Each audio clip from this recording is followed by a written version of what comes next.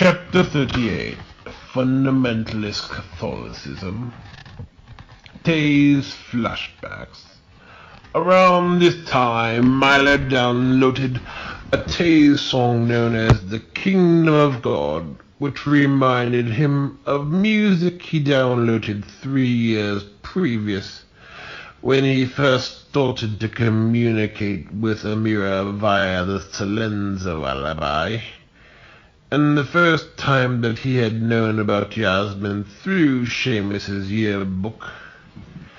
This yearbook picture at Seamus's was Yasmin's second year in Cider Pond. For Milo, he really wanted to have things back to the way they were, and hated it that Yasmin had moved, as she was the last connection he had to Amira. After this, Milo started to download more Tay's chants, including In God Alone and God Can Only Give Faithful Love. The chant In God Can Only Give Faithful Love reminded Milo of the song from the Prince of Egypt known as When You Believe. Otherwise, Milo was quite excited to be nearly done with Maltech and getting some time off to work on his hobbies long put off. Milo had also had many plans of all kinds of extravagant activities, like visiting relatives, going on trips such as New Seneca, Atlanta, Toledo, and Akron.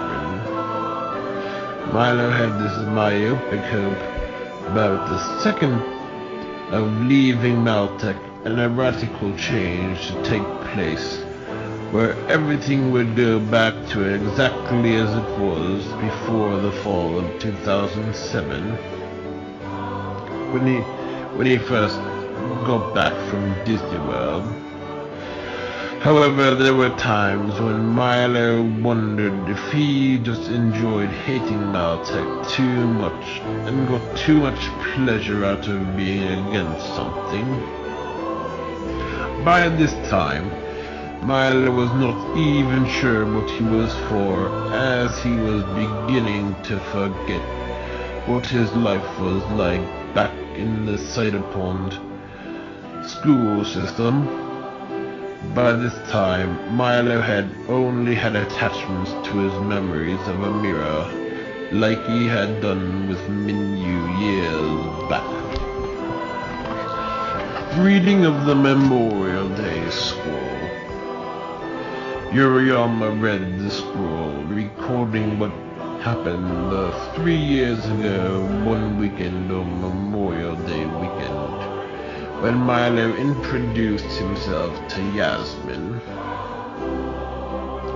Yuriyama noticed the sight of Judge Claude Frollo, surrounded by a fire with a band of chanters singing Kyrie eleison, and the phantom of Uncle Wayne on the door. Yuriyama recognized some signs, but needed Melendo's help for further deciphering. Melendo soon arrived in order to help Yuriyama. Yuriyama first asked Melendo who the boy and the girl were. Melendo explained that the boy was his charge and the girl went to school with him, but had recently moved thanks to the alien offspring.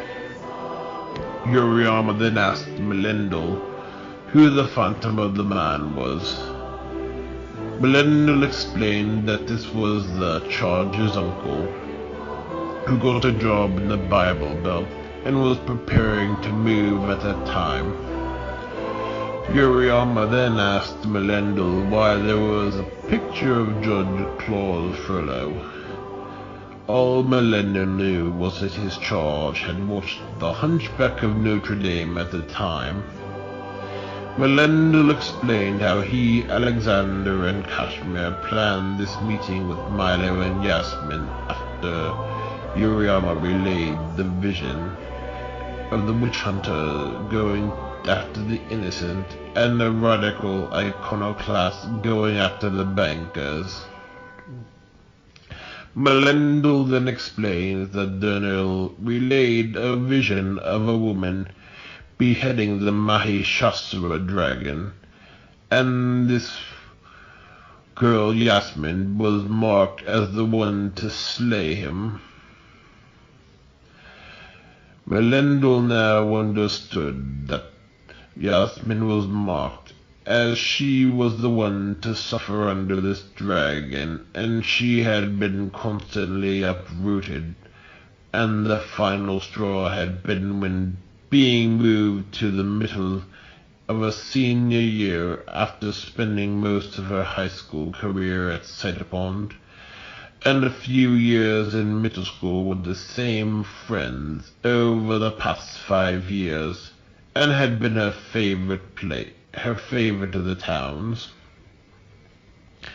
Melendel also saw some similarities between the Runcorns moving, when Kevin had to go through a new school system his senior year, despite having been with the same district for the last 7 years. Melendel then understood why that Yasmin would want to be the one to take down Pecunia, who was responsible for all this uprooting, and Milo would want to help her in any way he could. Yuriyama looked very grim after Melendel mentioned all of this. Yuriyama had relayed a vision he had long ago. Yuriyama explained how he had seen a water basin that showed for a long time 2 lands divided by a great gulf. Yuriyama explained how the time came when the Inanion temple was constructed.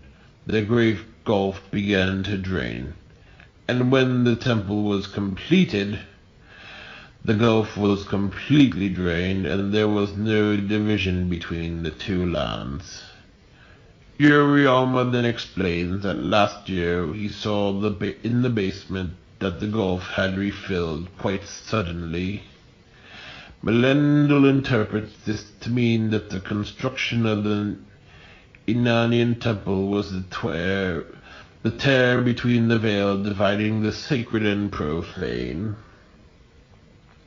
Yuriyama asked why the water was refilled. Melendel was quite stumped and had to think this over. Melendel then remembered with Milo that when he was first exposed to religious education, he saw this as being rescued from what he experienced with school as a burdensome obligation. What Milo experienced with religion was a series of celebrations, liberating him from the burdensome obligations of the secular. When the division between the 2 worlds was torn, the conflict between celebration and obligation was dissolved, and Milo found he could experience celebration in the secular world of obligation, but also started to see the dark side of religion. Melendel explained how the filling of the gulf represents the redividing the worlds into the sacred celebrations and secular obligations. Melendel explained how he saw nothing sacred about Melendel explains how Milo saw nothing sacred about Maltec, and began falling for a form of religiosity he had long outgrown. Yuriyama then explains that he senses a danger in fundamentalism. Yuriyama asked Melendel if he remembered what happened when Milo was in 3rd grade. Melendel recalled how Milo was under many burdens with school and the phony colonel in particular, and had suffered a form of religious fanaticism that was giving him chronic nightmares. Yet Milo got rescued when Melendel and Evander intervened with a bilocation plan. As to what happened to Evander, nobody really... That is not in this story. Yoriyama explained that Milo had come so close to getting into fundamentalism, as he had seen this happen before, and predicted this will happen again very soon.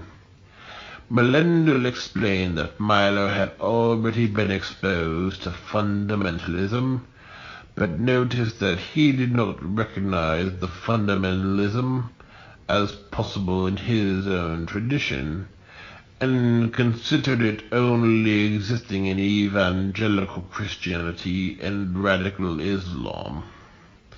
Yoriyama suggested that Melendel not interfere this time, and let the fundamentalism happen. Then he will be ready to help Yasmin behead Pecunia's dragon. The kobold's initiation process. The kobolds back in Shemetaria had been preparing for their initiation into Patamesh. Before the kobolds could become initiated into Patamesh, they had to go through some training programs and learn the stories, customs, and temple rites and cosmology.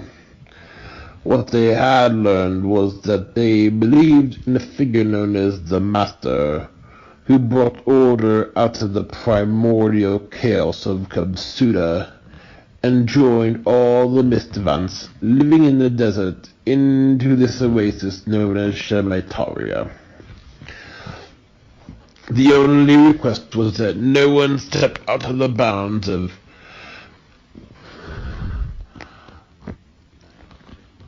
The only request was that no one step out of the boundaries of the oasis. This land then built a great wall around the oasis, lest anyone fall out. According to the legend, if anybody fell out, that was it for them.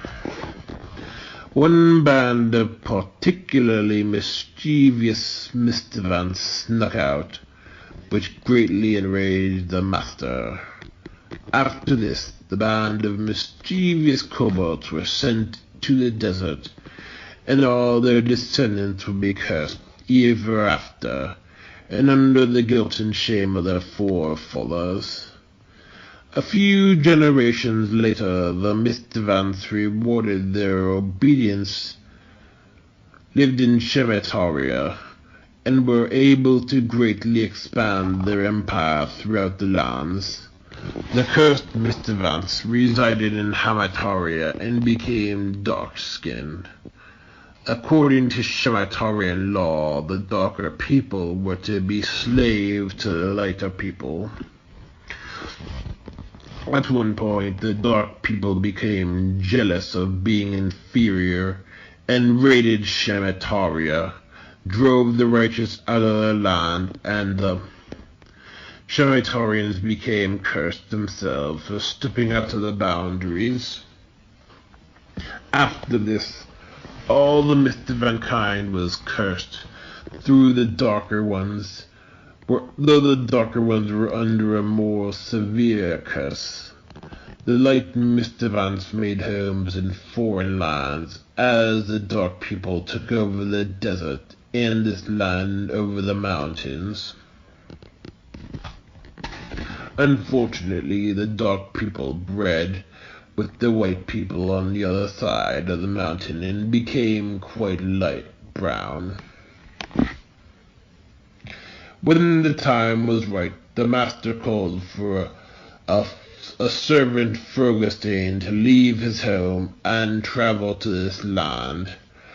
Frogestein gained many followers in his homeland, and they immediately made haste to Shemetaria.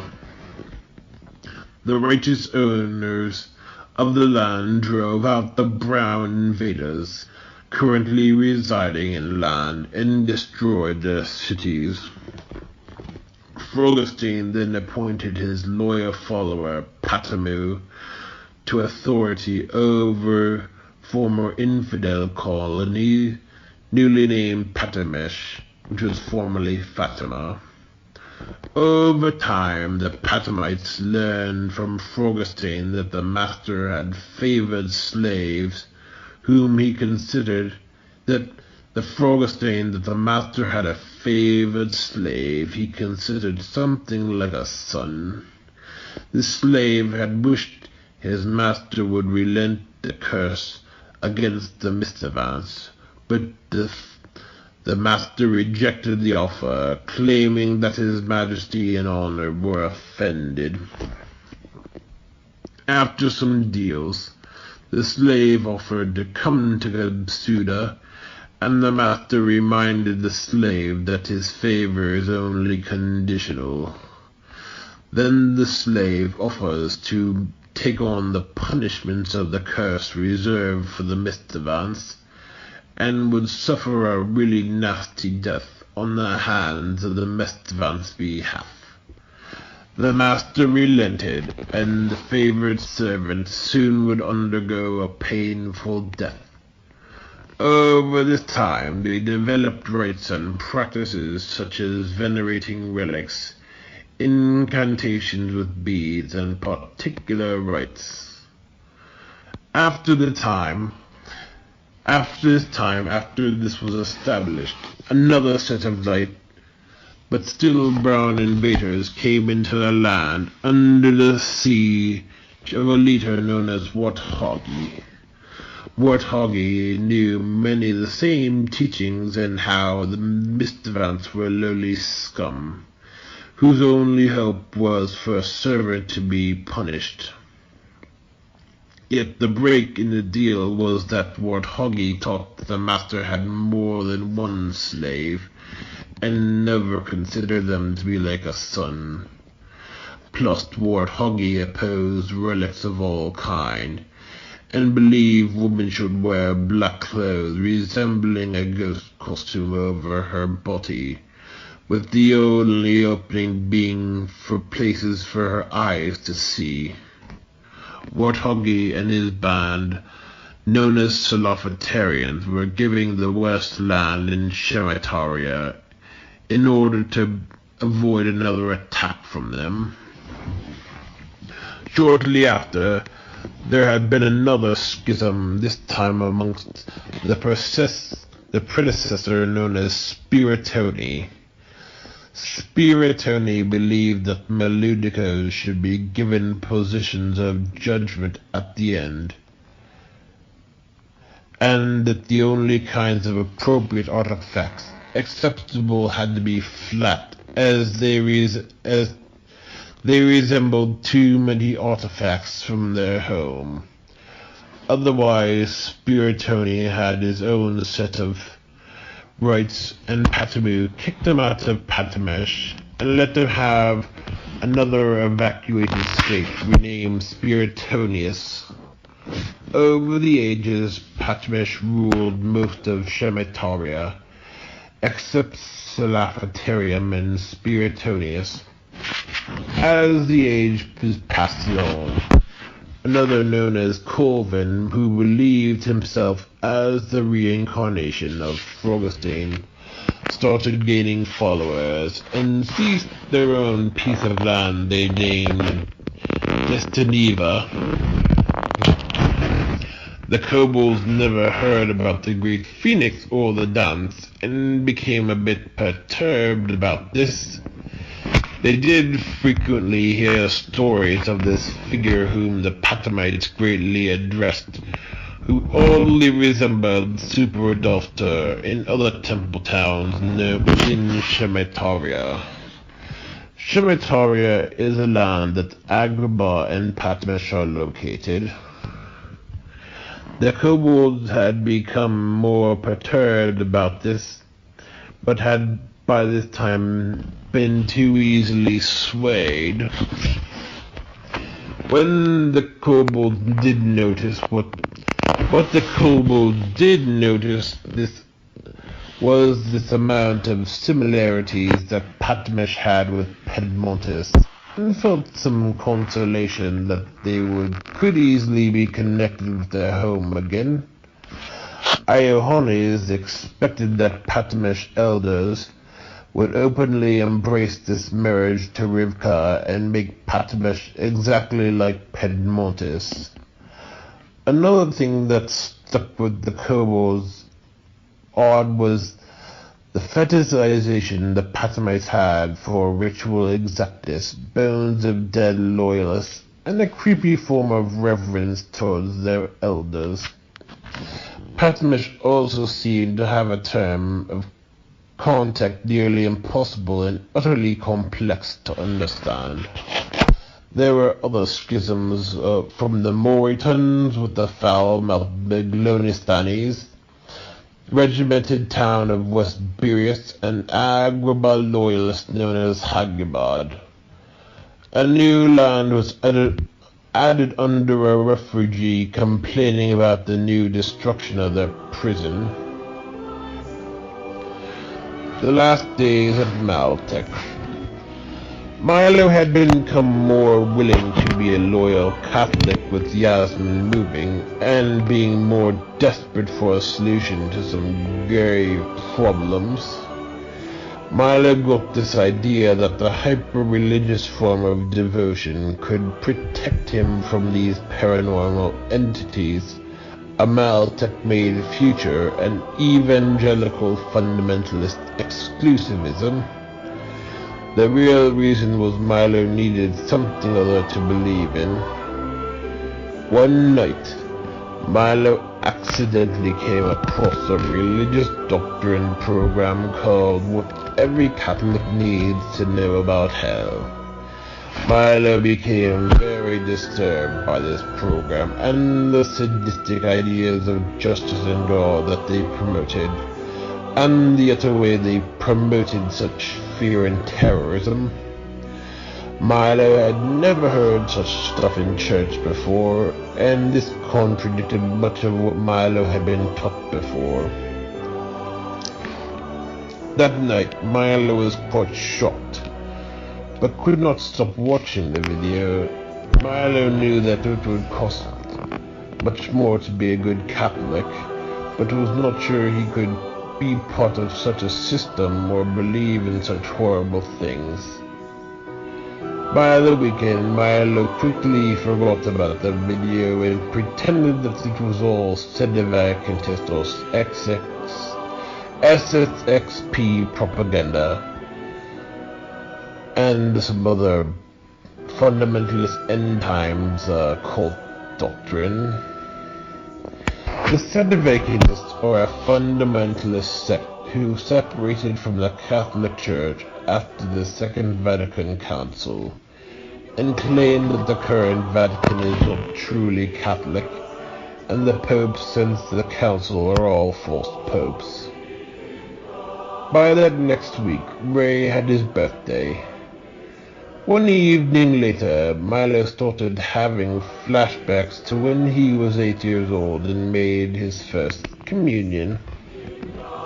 What happened was that Milo and Rob had dinner at Aunt Michelle's one night, and he, along with Rob and Salvatore, played a video game, Mario 3, for the regular Nintendo.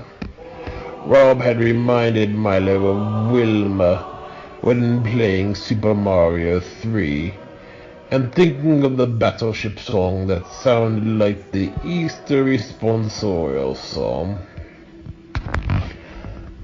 That Saturday night, before Milo's last official week at Maltec, he had a nightmare with a similar feel to the nightmare he had the night he found out Yasmin was moving. The dream started off going to the airport after a vacation in Disney World. The airport was full of people with the plague, and Milo wished he could just would just be back in Disney World and not have to return home or be at this airport. The dream continued with Milo starting school at Maltec, and Lydia telling him the school had given her nightmares. The dream ended with Milo working on some tough math problems from statics and strengths of materials, with some utterly esoteric kind of problems and projects. Milo had been utterly disturbed about the dream and questioned why Maltec would even be a nightmare when he was almost done. That evening, Ray and Margaret threw a Super Bowl party for the family. This had been that year because it was with the New Orleans Saints. Margaret made some jambalaya.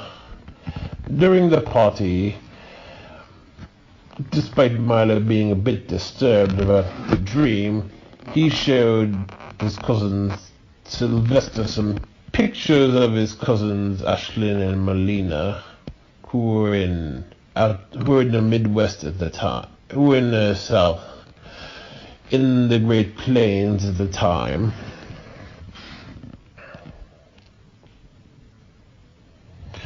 During this last week, Milo had found that being a good Catholic could be just as burdensome as the form of evangelical Christianity he had been exposed to.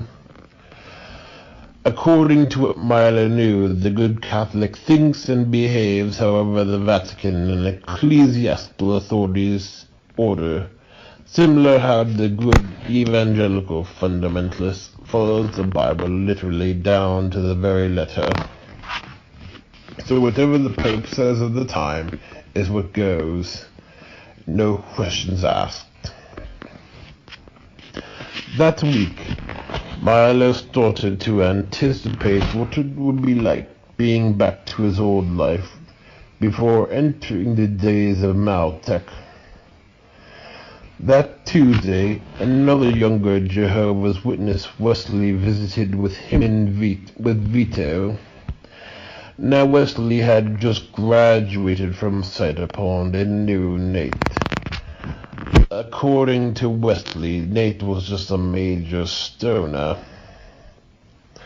One day on the way to school, Milo noticed this house, not too far from Maltec, which he never noticed before, and once was quite nice, and could easily be repaired.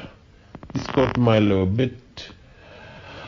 bit guilty over having such a bad attitude about the Newsenberg area, and how he might not see it too much anymore. On Friday, Milo finished Maltec with a class project designing a wood shop. On Milo's last official day at Maltec, his group gave a presentation on the project of the wood shop. During the other team's presentation, Milo was reminded of Super Mario, as the work looked like something out of a video game. Milo did not feel so excited about leaving Maltec as he expected or anticipated just a year ago. Apparently this last semester was just a bit too easy for him. Milo found that he did not have the animosity towards anyone in his group anymore. Strangely, Milo felt that he preferred Maltec over Catholicism. That night, Milo watched the movie Mr. Deeds, which he remembered seeing in his second semester in 8th grade. On Saturday, Milo started playing the game Luigi's Mansion, as he had beaten Mario 64 already. Milo remembered playing Luigi's Mansion 4 years ago when he first learned the truth about his and Amira's history at Duddle Kip. That night, Milo had some odd dreams about looking through some of the rom-com pictures, including photos from Grandma Pearl's 60th birthday, Bruce's baptism with Uncle Wayne's aunt holding him, and some embarrassing baby pictures. That afternoon, after church, Salvatore joined the Biancatellas for lunch at Red Lobster. That evening, Milo added some Maltech colleagues to Facebook.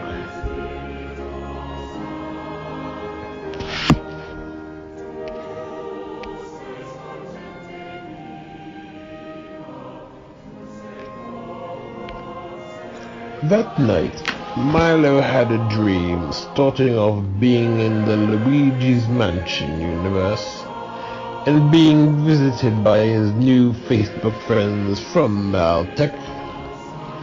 Then the dream changed into a nightmare similar to the dream from the previous Sunday. This dream took place at the Hogwarts and Beauty and the Beast castle, turning into an asylum.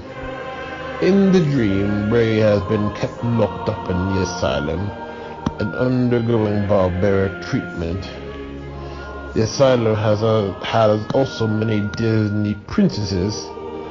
Outside the asylum castle, some mermaids swam up to shore. Return to Londinium. By this time, the kobolds in Gamsoil were ready to return home to Londinium, as they had paid their dues to the inn and knew that Vorsco had been working on their headquarters.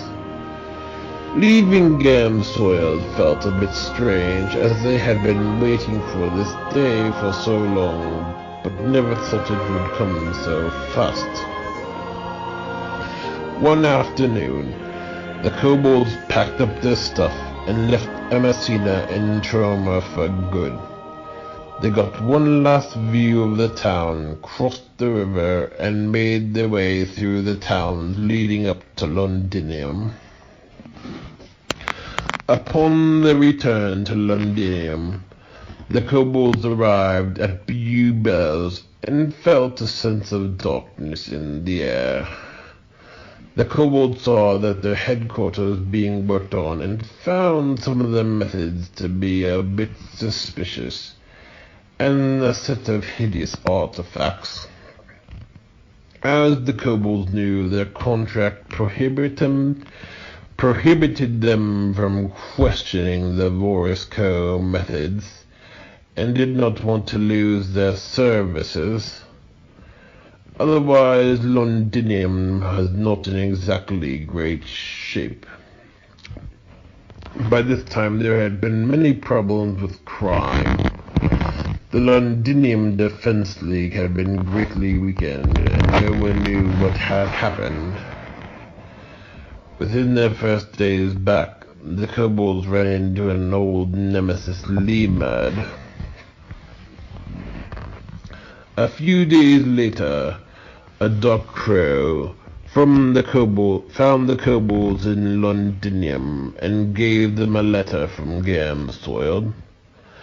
The letter was from the inn, informing them that their wage had been raised, and they were subject to return back to Gamsoil for indentured servitude within a month. The reason stated was that they had broke curfew one night for activities not related to work, and were fraternizing with a traitor. The kobolds traveled all over Londinium looking for a lawyer to fight against the Gamsoil Inn couple's claims. One Londinium lawyer read over the letter and claimed that the contract was binding. Elrich asked the lawyer, known as Altus, why this contract was binding. Altus told the kobolds that he is not obligated to answer stupid questions, as he was the expert in law, and told them to grow up and stop complaining. The kobolds were utterly angered about this horrible service they got from Altus, and Peter Storr wanted to beat Altus up for acting like such a jerk.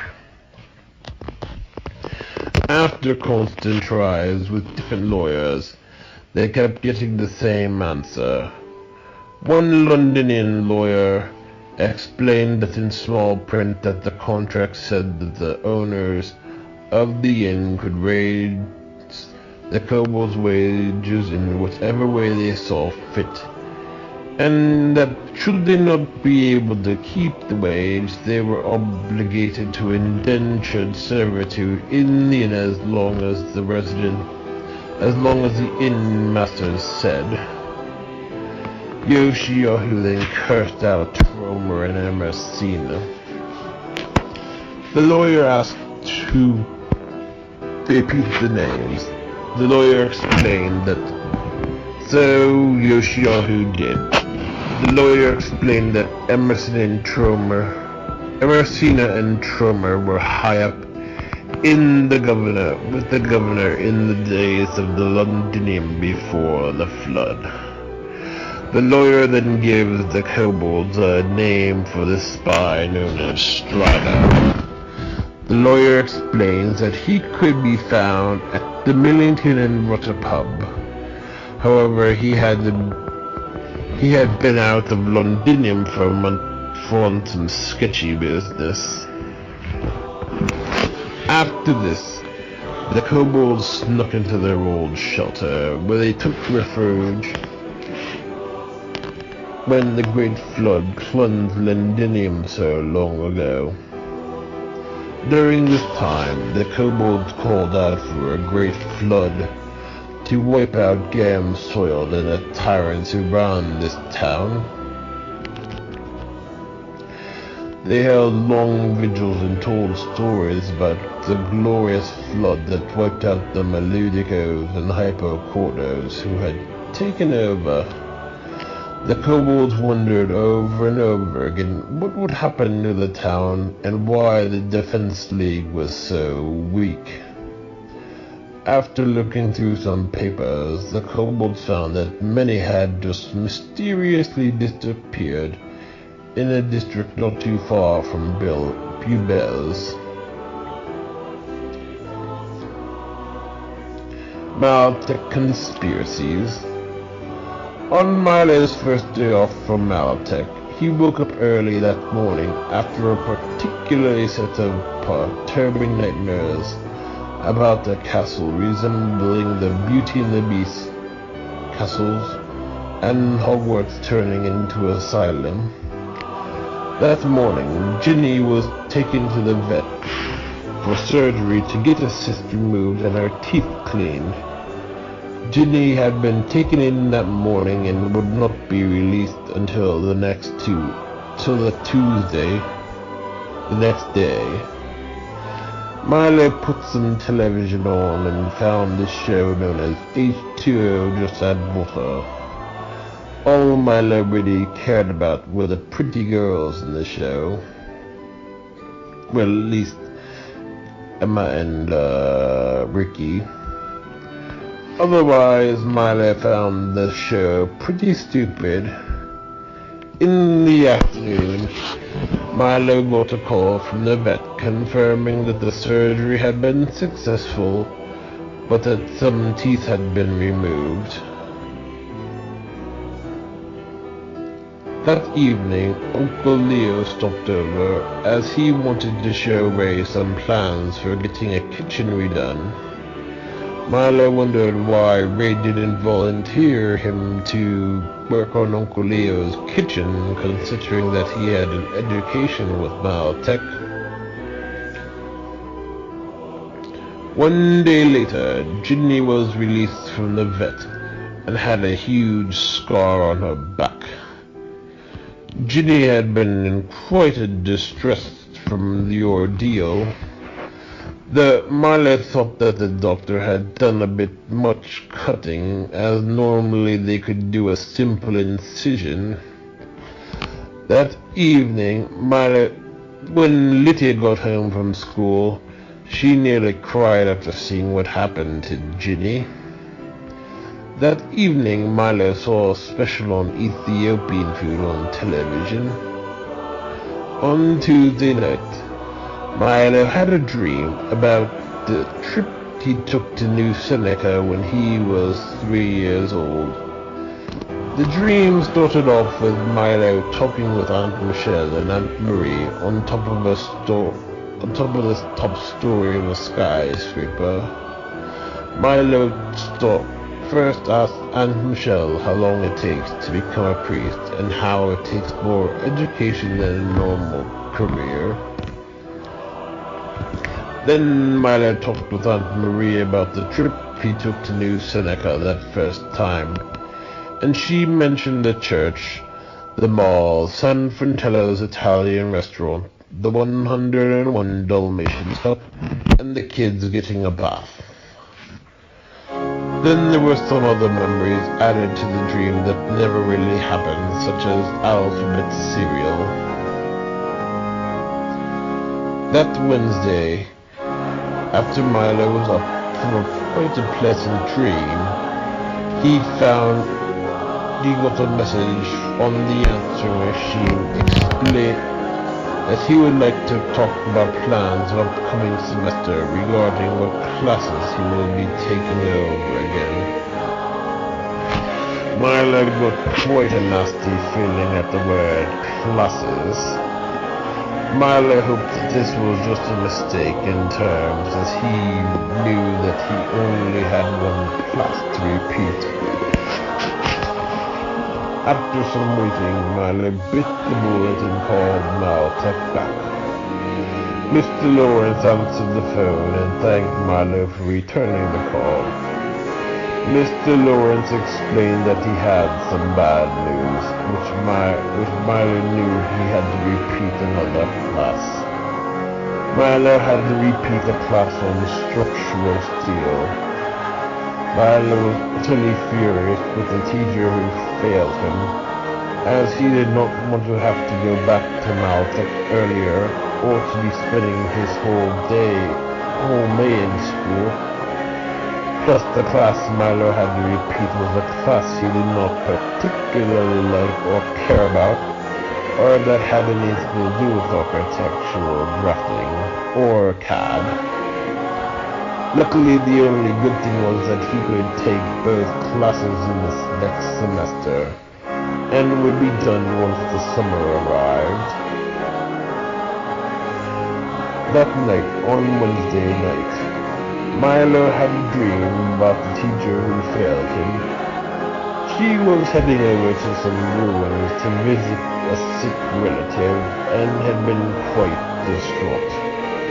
Then Milo went on a tour of a video game-like aquarium. Milo started wondering if his failing may be a blessing in disguise, and thought about that he could find proof that the school was failing him on purpose to get as much money out of him as he could. Milo then started thinking about how if he had a case, he could sue the school into changing both grades to something he deserved, and he would not have to return to Maltech at all.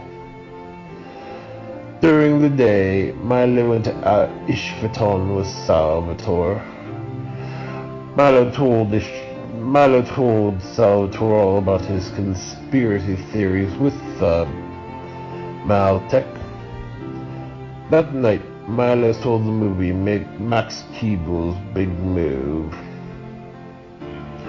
On Thursday night, Milo had another dream about going back to Holy Family Church in Phyllisville in order to see the deacon preach again. Milo had not been a big fan of Phyllisville either ever since that long mass, and he felt that it was too much like Newsenberg. In the dream, the church added a whole other set of seating behind the altar, and the music minister Jorge and Miriam from St. Timothy's got a second job at that church. That weekend, Milo and Ray had their haircuts at the same Deacon's barber shop. Over that weekend, Milo had flashbacks of his first communion and Razul's graduation. Milo had some very beautiful memories of this time and remembered how his first communion had been like this grand initiation.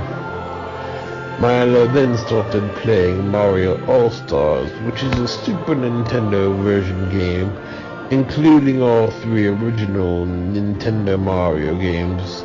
Of course, Milo played Mario 3.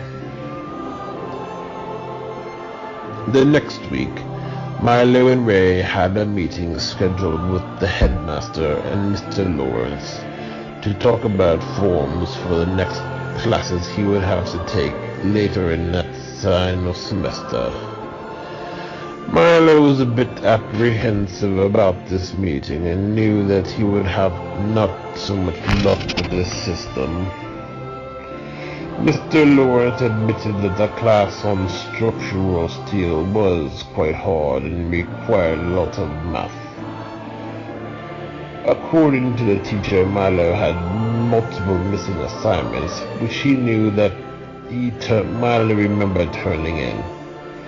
Mr. Lawrence explained that he did not want to criticize the teacher's teaching or grading method.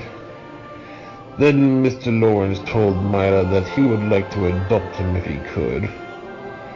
As to what this meant, Milo did not understand, though Milo started to develop some creepy theories about why this would be so. On the way home, Milo was a bit bummed out about all this. That night, Milo was a bit irritable and really did not look forward to taking this stupid class over again. Milo started fearing by the time he got out of Maltech, the Catholic Church would already performing gay weddings and possibly be allowing pornography. Now Milo went through a bit of a homophobic stage of being so indoctrinated. That night, Milo had a dream that he was still in Maltech and drawing welding symbols on the picture of St. Timothy's roof. Then the dream shifted to Christmas Eve the following year, and he saw Rory, Lauren, Abigail, and Logan in church. This had all been referenced to Maltech. A few days later, Milo and Salvatore got lunch at a Chinese buffet. Milo told Salvatore all about what Mr. Lawrence said about wanting to adopt him. Salvatore admitted that this was a bit strange. That same day, Milo started to believe that these 2 similar nightmares about coming back from Disney World, Lydia's Maltech nightmares, and the Castle Asylum world warnings of what Maltech was really up to. Now Milo had been a bit uneasy since the last days at Maltech. Milo then started to develop this conspiracy that the teacher accidentally lit his project on fire from her cigarette and would not take responsibility for it. Milo then suspected that Maltech was planning to fail him again and again, and keep him there indefinitely to get as much money out of him as possible. Milo justified this due to the dream he had of the future Christmas while he was still stuck at Maltech, and was working on projects putting welding symbols on drawings of St. Timothy's. On Friday, Milo saw the second Atlantis movie, known as Atlantis Milo's Return. Yes, I know it's ironic. This gave Milo some flashbacks to some younger days, particularly the summer after 8th grade, and something from 4th and 6th grade, as to why Milo did not know. That evening, the Biancatellos went to a spaghetti dinner at the Presbyterian church, whose youth group Lydia and Emily were a part of. That Friday night, Milo had another disturbing nightmare, similar to the first two, about being stuck in a mental hospital that looked like a rehab center after returning home from Disney World. According to the nightmare, the Biancatellos and Salvatore were flying home from Disney World in a real quiet and eerie fashion. Then the scene changed to Milo being stuck in this rehab center with a homey feel, yet highly clinical and utterly quiet feel. That afternoon, Milo and Ray went to a basketball game. During this whole day, Milo felt a bit uneasy about the dream the previous night and thought that it must have something to do with Maltech. For some reason, this dream reminded Milo of some Looney Tunes episode where Sylvester Cat uses up his 9 lives and has to go down to the Hell Realm. After the game, Milo accidentally came across an article on purgatory. Over this same time, Milo frequented this website known as Catholic Answers.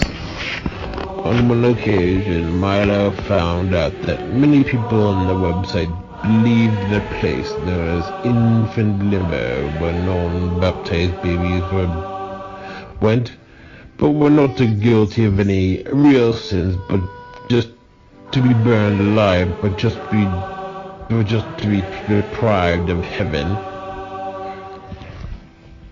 Yet Milo knew the church dogma clearly taught that one must be baptized in the Trinitarian formula in order to get to heaven.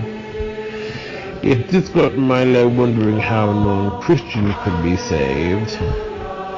Milo then started finding that many had a very ungenerous interpretation of Vatican II's document on salvation to non-Christians. Then Milo found a Medjugorje message where Mary told the visionaries that most do go to purgatory and only very few go to hell or straight to heaven. The next night, Milo had another dream of similar nature about embalming bodies for burial.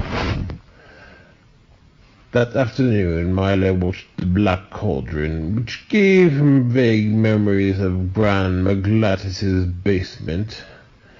Milo had went into denial that any of his gloom and doom stuff was a valid part of his religious tradition, and just a rehash of medieval superstitions. Other times, Milo thought that Catholic Answers was full of evangelicals pretending to be Catholic with rosaries. By this time, Milo was no longer having these strange dreams. Well, one Monday night, Milo dreamed that the Beauty and the Beast castle was the haunted mansion from Disney World. On Ash Wednesday, Milo had a very uneasy feeling in church, and feared that he could not keep the teachings. According to the Fundamentalist Catholic tradition, those who knew the truth and the rules were automatically guilty of mortal sin if they had doubts or did wrong. Otherwise, Milo watched EWTN quite frequently, and I came across nut jobs like Father John Carapi, who now resigned the priesthood due to some sexual scandal. Milo found some of the stuff on EWTN to be creepy, and many of the speakers to be a bit self-righteous and cold, and kind of like the Pharisees in the New Testament, and wondered why the Catholics were so like this, when Jesus had spoken so strongly against their behavior. Whippew's exposure. By this time, Melendez's suspicions of another hypochondriac leader were becoming quite clear. Melendez knew that Milo's angst was not coming from Maltek, but had his suspicions. Melendez knew well that Milo was getting into fundamentalism just as Uriyama had predicted.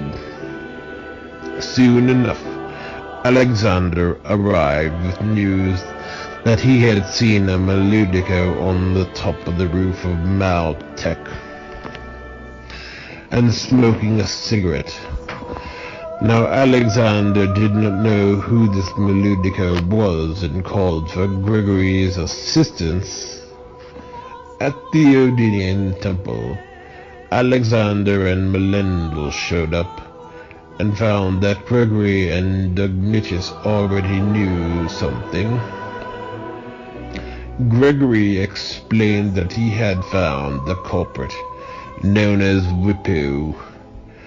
Gregory explained that Whippew was behind Milo thinking that Maltek was the source of his anxiety. Dogmatius explains that Whippew was a colleague of his before she became a hypochondriac, had been one to like to know. Now, according to Dogmatius, Whippew had been one to like to know exactly what is safe and what is dangerous. Dogmatius explained that he knew something strange was going on, how he saw Whippew written all over this. Dogmatius explained how Milo started seeing evangelical Christianity as the source of fundamentalism, and considered the problem strictly rooted in scriptural literalism. After this, they went over to Maltek and with no surprise found Whippew smoking on the roof of the building. The Jinns kept spy on Whippew and found her with Sirens, Sheepus, and Botkampft. Whippew told Sheepus that he did a good job at having the Bratz project all ripped up. Whippew then told the hypochondriacs that the boss is going to be very pleased now that the school is being blamed. Back at the temple, Alexander asked if any of the Jinns knew what Whippew meant by the boss.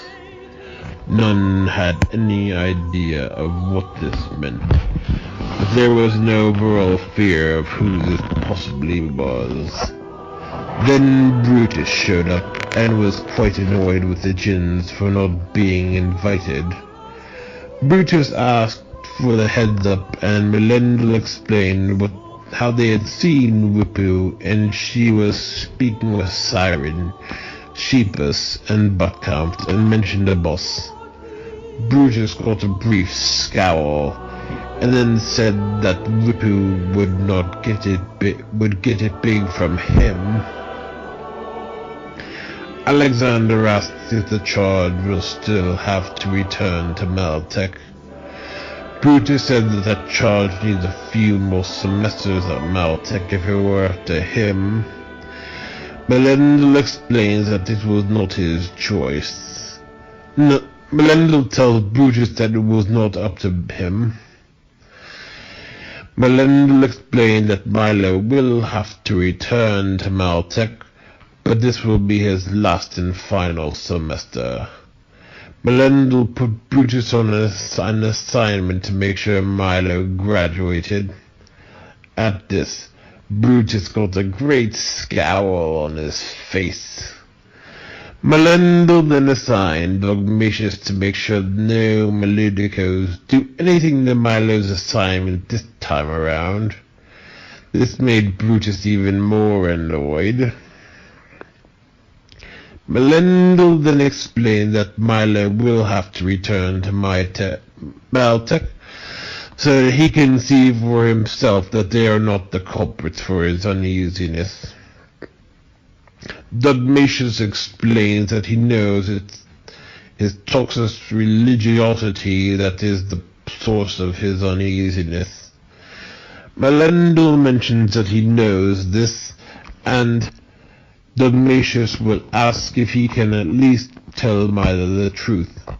Melendel explains that he does not think Milo will listen, as he is still too desperate for some quick fix that he will not hear any journey.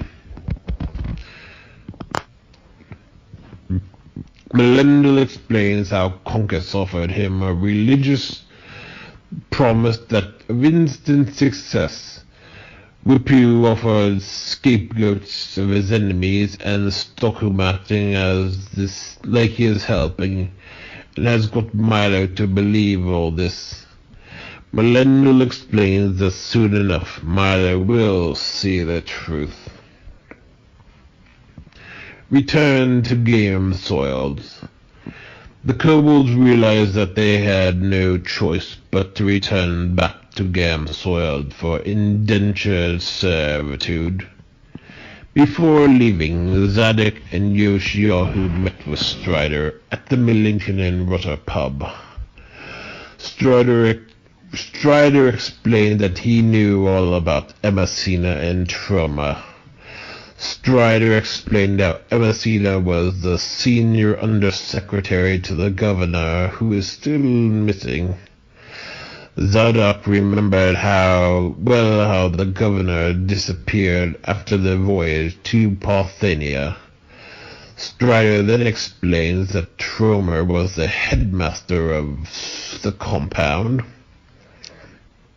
Zadok was not born yet, but heard the stories about how awful that place was.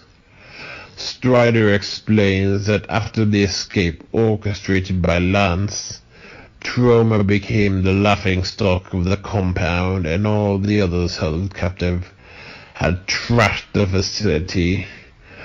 Tromer was unable to handle this and fled to Gamsoiled, which has become a refuge for Hypocordo elite loyalists. Strider then gets a real grin and starts telling Zadok and Yoshiyahu about Emasina.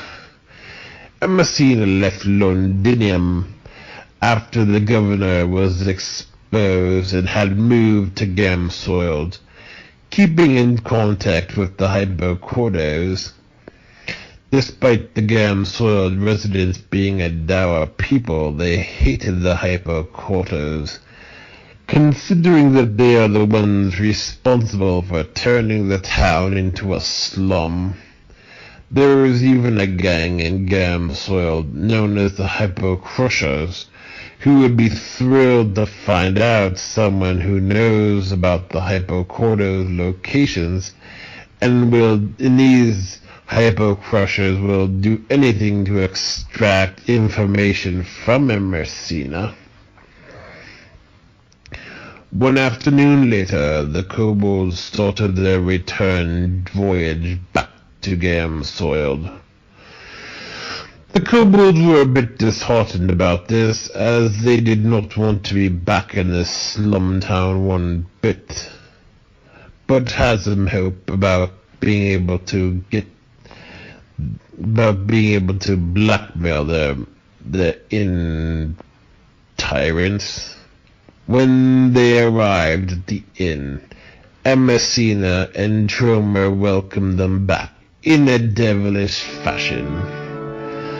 Zadok got a grin which made Emasina and Tromer a bit uneasy. Emasina told Zadok to knock off whatever he had planned and just get back to work. Zadok then made let Then Zadok took a stance and told Emasina that he knows she is in contact with the hyper-coders and knows where they are hiding. Zadok then explains that he knows about the hyper-crushers and how they will be quite happy to meet with Emasina. Emasina looks quite flushed, and Zadok explains that an easy agreement can be made. Zadok writes some conditions that the servitude only lasts for 2 more months and only 4 chores a day. Troma starts telling Zadok not to go disrespecting his wife. Zadok asks Troma if he misses running the compound. Emasina scathingly changes the contract, which is to expire in 2 months. Frankly, being back in Gam soil distracted the kobolds from their obsession in watching Voris Co. work on their headquarters.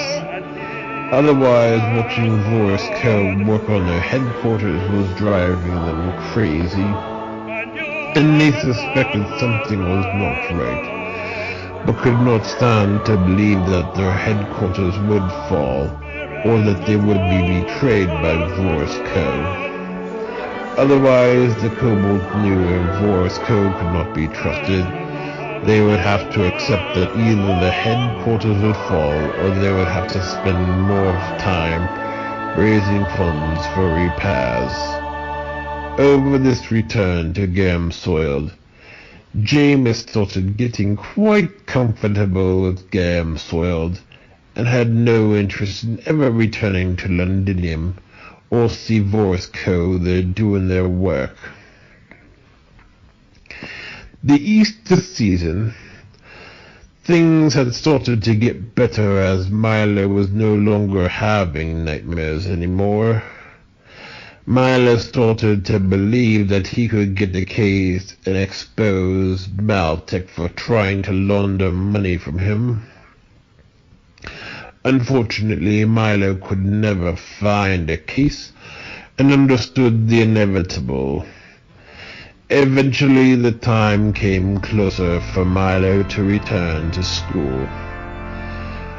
Milo's first day was scheduled to start on a Friday afternoon in late March. Mary wanted Milo to check in with Mr. Lawrence about when he would have the exact day to start up. Now Milo never really bothered to do so, as he did not want to think about Maltec and hope for some miracle. When it came to the Friday before starting, Milo did not know he was supposed to attend that day. Mr. Lawrence called his house and apologizing for forgetting to tell Milo that he was supposed to start that day. When Ray found the message, he asked Milo why he did not go to school. Milo said that he did not know, and this was in reference to the fact that Milo forgot to even call in the first place. Ray told Milo that he was supposed to check upon that. Ray then started suspecting that Milo had wanted to drop out. Now Milo admitted that he was not thrilled about returning, but he was still going through with this. Ray started going on about having to do things you don't want to do, and said that he may end up not liking Susawego either also. Milo considered all this, but was still going back. Milo's only commitment was not to let the school try and fail him again. With Milo, he just hoped to get the cars in order to make a stance. Milo tried telling Lydia about what was really going on with Maltec, and the teacher burning his projects with a cigarette, and not taking responsibility for her actions. Lydia thought this was all just some silly conspiracy. On Saturday, the Biancatellos and Daquan went to the Golden Corral for dinner. On Sunday, Milo and Salvatore got lunch at Ishvaton. After lunch, Salvatore and Milo drove through Elmira's neighborhood. As to how Salvatore and Milo knew, no one was really sure. That afternoon, Milo was a bit anxious about having to go back to school and not really thrilled about this. Milo feared that the so-called progress he was making over the last few weeks would be ruined by returning to Maltech. Now Margaret started asking Milo how he was about this.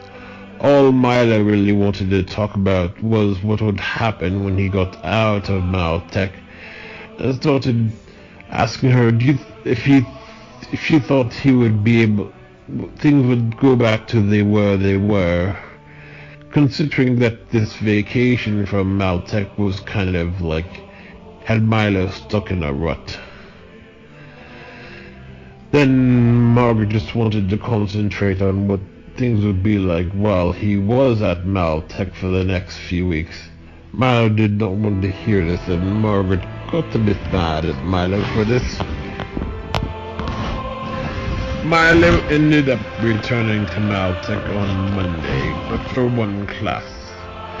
This had not been so bad because of just having one class. Otherwise, this teacher, Mrs. M, was about the same as when he had her the previous semester. Mr. Lawrence welcomed Milo back after he arrived at the school. One weekend later, the Biancatellos went to a store out in the country so Lydia and Emily could go prom dress shopping. Milo had not seen this town since he was in 2nd grade before making his first communion. That spring, Milo was Lydia's confirmation sponsor. On that Friday, before the confirmation, Milo watched Saved by the Bell after class, as was a typical habit of his.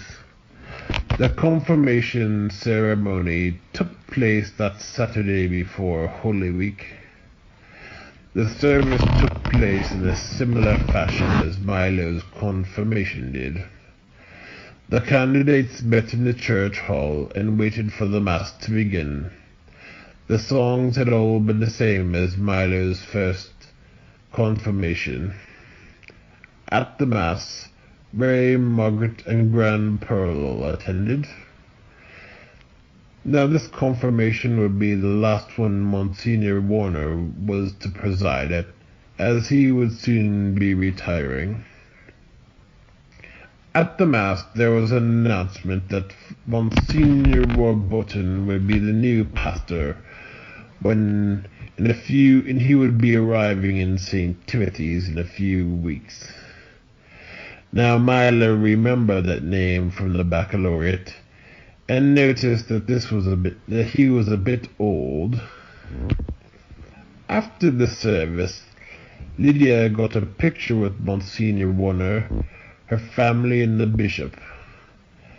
Afterwards, they had luncheon with Biancatellos, Grandma Pearl, Uncle Giorgio, and Rob at Olive Garden. This is because Uncle Giorgio is Lydia's godfather. On Palm Sunday, Milo saw the Jafaris in church.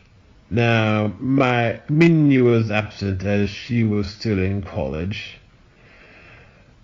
Ray and Margaret had gone to church early as Margaret had to work in the afternoon on some projects at back of the house. Before Mass, Ray dropped Milo and Lydia off at church, considering that parking for Palm Sunday might be quite difficult. When Ray saw the Jafaris walk in, he told Milo to behave. Not that Milo would have done anything anyways at church.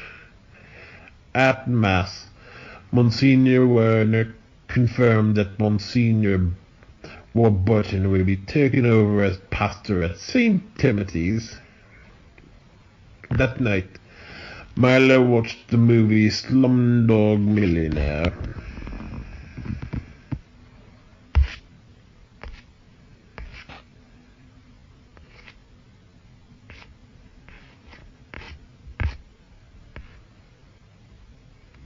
On the Monday of Holy Week, Milo had a short day at Maltech due to some electrical outages and the facilities unable to be used. Due to a short day, Milo decided to take a trip out to Duddlecap after school in commemoration of the anniversary of seeing a mirror at that school over with the Alpha Phi program. From the perspective of Holy Week, this was the 10th anniversary, but not in the strictest sense, as Holy Weeks change every year. That night, the Biancatellos and Grandma Pearl went out to dinner for Lydia's birthday. The restaurant they chose was pretty mediocre. After dinner, Rob showed up as he needed some help setting up his Facebook. After this, Rob would call Milo occasionally to check his Facebook. When Rob got a Facebook, Ben sent Rob a text asking if he got his followers' permission to get a Facebook. Rob was a bit angry at Ben, even though Ben was just doing just as a joke.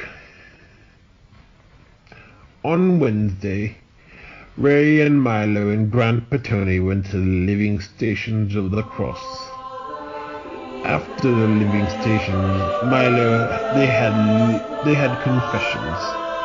Milo went to confession with Father Mihir and confessed a grudge he had with the Jafaris, his dislike towards Synods Adventists and the Westboro Baptist Church.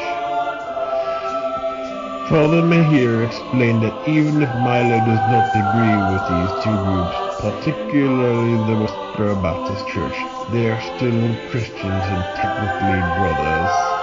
When it came to the Jafaris, Father Mihir explained that he should forgive them, even if they wronged him, and didn't really matter what happened. Milo also confessed being angry at Temperance about her blabbery and how she got involved and got hurt and hit against him and got involved with prom plans. Now Milo was still a bit angry at Temperance and kind of figured out that she was a fundamentalist. Milo then started to see that Temperance's fundamentalism was really the reason behind why she was so rude to Milo over those last weeks and tried to get into his personal business.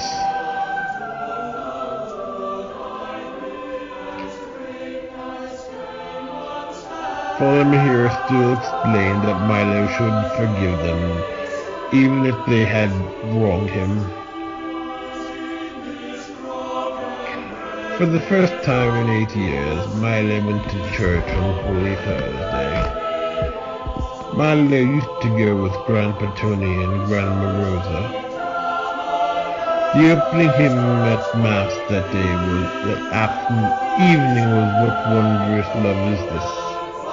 Otherwise, there was not too much different at the Mass than when he had gone so long ago with his grandparents. This would also be kick-starting a long weekend for Easter. On Good Friday evening, the Biancatellos hosted Calvin's party after church, and Grandma Pearl, Dana, and her boyfriend Rex and Calvin all attended. Margaret had made fried shrimp due to the Good Friday fast, as it was Dana Calvin and Rex were not exactly observant about the fast, and they weren't even Catholic to begin with.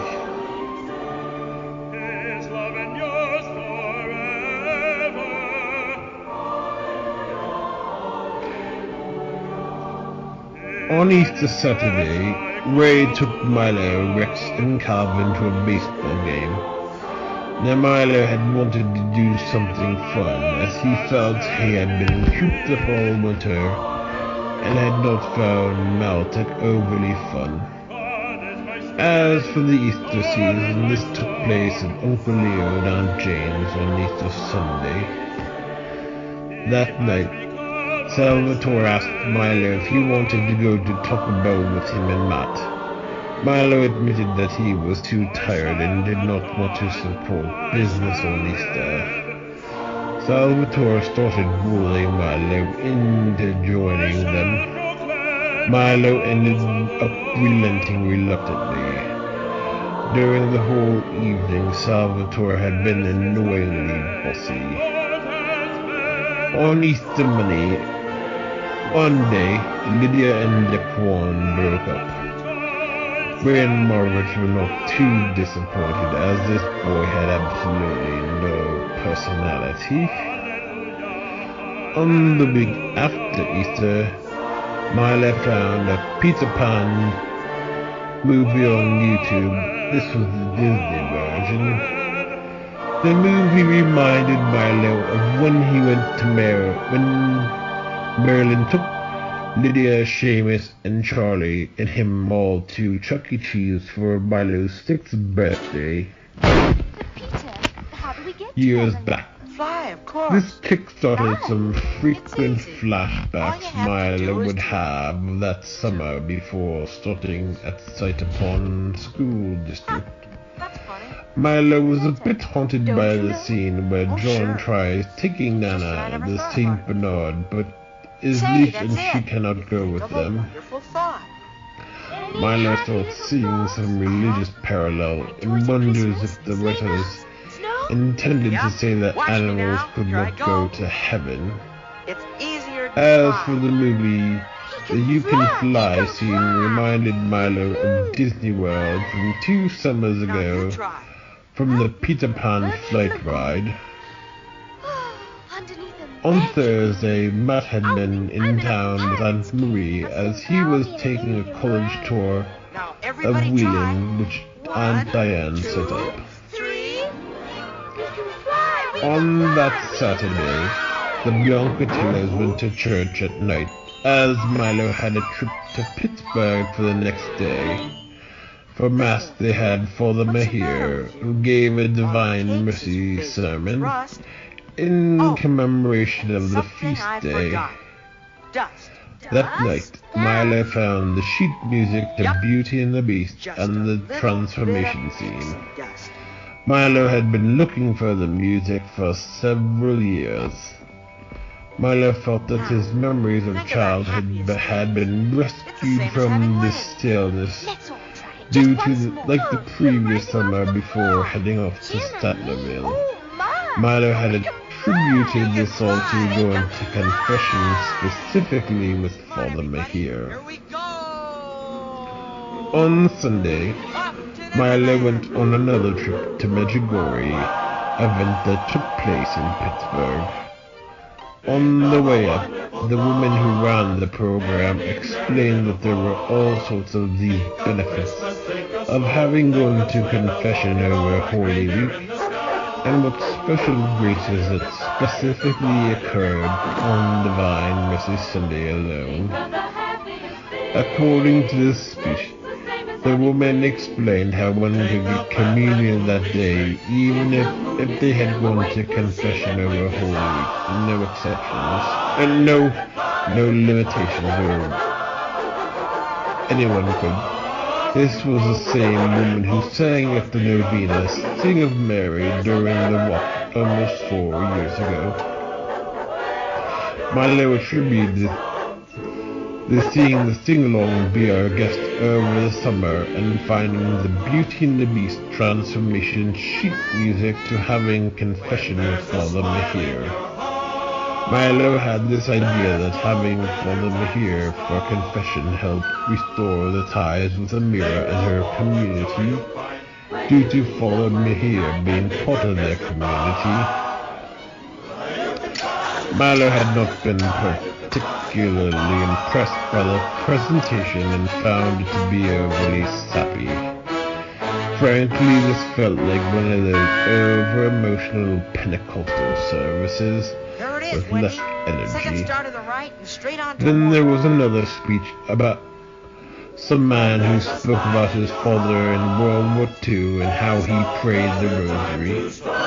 One man in his infantry mocked him for praying with magical beads, and this was the man who ended up getting drafted to fight in Germany, while his father got off for his service.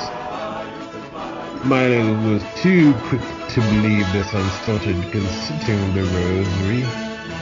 Now Milo ended up finding the visionary speakers to be quite boring, as they needed a translator. Plus it was the same stuff Milo heard the year before. This was all the stuff like telling these techniques, these kind of prayer techniques, and all these bogus secrets. Now Milo knew that something about Medjugorje devotion seemed a bit superstitious to him. The biggest reason Milo even got interested in the devotion was because the messages advocated religious inclusivism. The only thing that Milo got out of the presentation was the motivation to fill out this application for Chuck E. Cheese and then turn it in. After that long presentation, the tour bus stopped at the wood-fire grill for dinner. Frankly, the dinner was awful. The meat was fatty and the vegetables were utterly overcooked. On the way home, Milo started on wondering why religion felt so alien to him, and started thinking he felt more at home with Disney and his own family than the Medjugorje devotion. Milo started seeing this all but reductionistic. Milo then started started getting a bit homesick and just wanted to get back to Cider Pond, and just could not stand this being on this tour bus. That Monday, Milo went to the music store after school to buy a Disney music book. Milo ended up finding a Broadway book that had Disney music in it, but it did not have the transformation sheet music. Otherwise, Milo still liked the music and bought the book anyways. On Tuesday morning, Margaret left for Tampa for her annual business meeting. That night, Milo admitted to Ray that he did not like the presentation. Milo was worried about why he found it so boring, when he should have been more moved by the stuff. Milo worried that this had to do with meeting with Vito, but did not want to quit meeting with him. Otherwise, this had all stemmed from Milo having kind of a disturbed meeting at Restro Esposito's.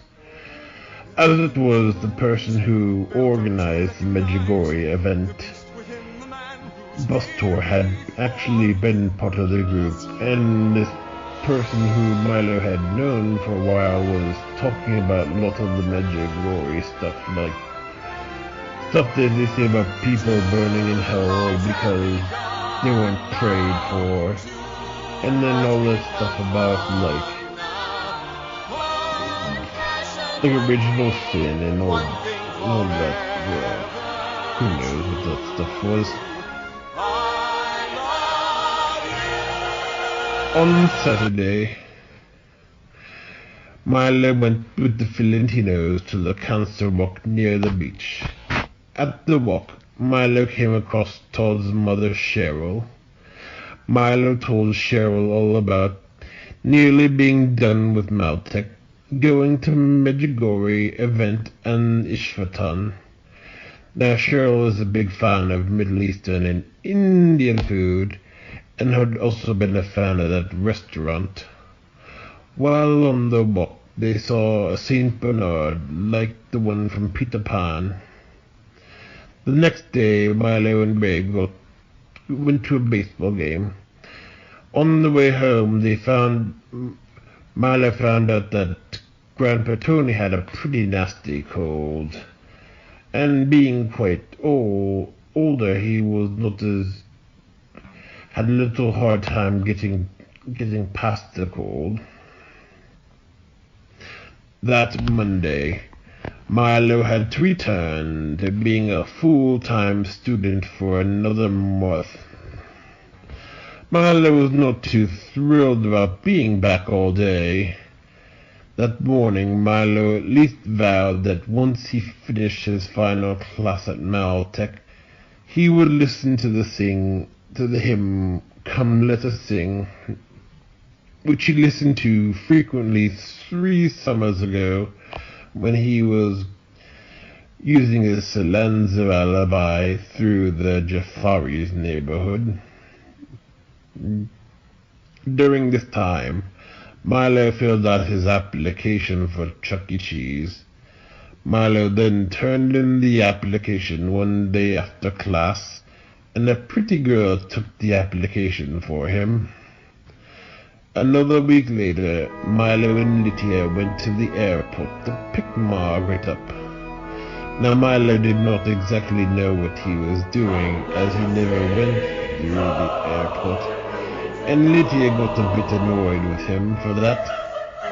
Lydia called Ray up and a co-worker answered the phone. Luckily, she was able to help direct Milo and Lydia through where to go.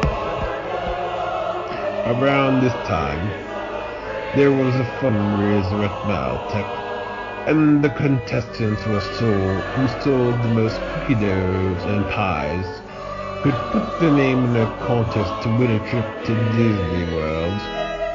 Milo ended up praying the rosary to win this trip. Over Memorial Day weekend, Dana, Rex, and Calvin came in town. Now the Biancatellas got to see the real side of Rex, and how he got quite worked up over a car deal that he could not make, and that he thought was way too expensive. On Monday, Milo got a call from Chuck E. Cheese in order to schedule an interview in 2 days. On Tuesday, Milo met with a career advisor at Maltech on tips for his interview. On Wednesday, Milo went up to Chuck E. Cheese and excited about this new opportunity. Milo's interview went quite well with Chuck E. Cheese, and he was quite excited about this opportunity. Plus, Milo found the girl who interviewed him to be quite pretty. She was the same girl who took his application in the first place.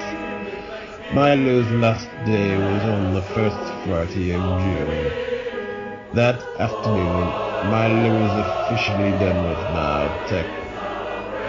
After school, Milo got ice cream, and when he got home, listened to the hymn, "Come Let Us Sing," just like we promised. For dinner, Milo and Margaret went to Applebee's.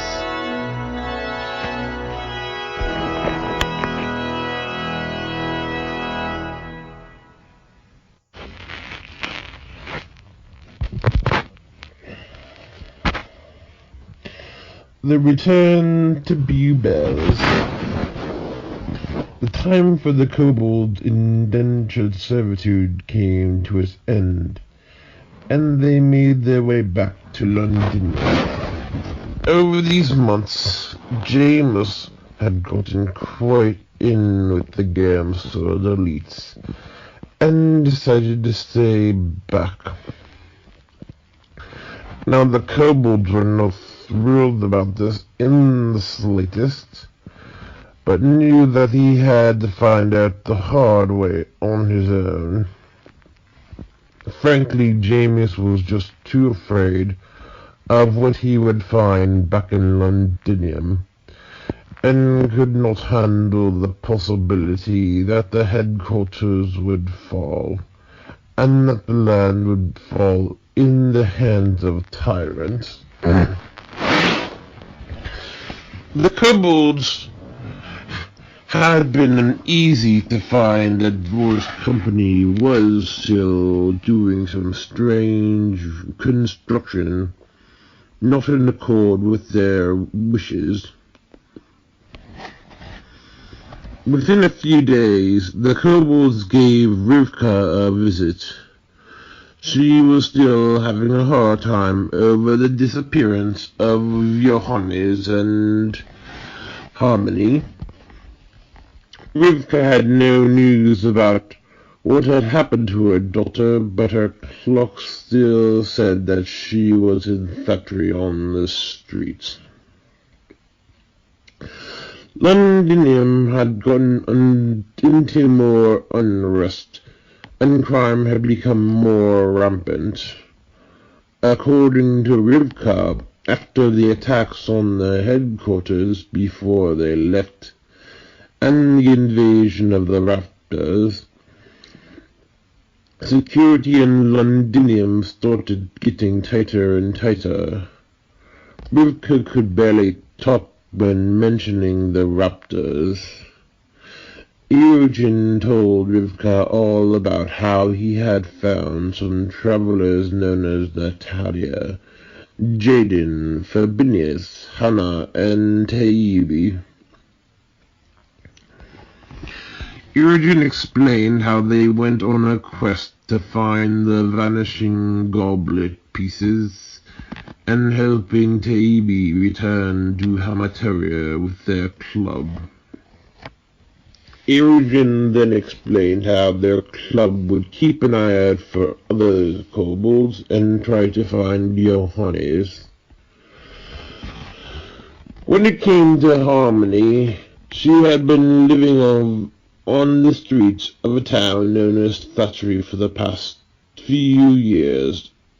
This was a very indifferent town in Atlantis that had no regard for the needy. By this time, Harmony was a somewhat reliant toddler who had been surviving off the scraps the residents left behind.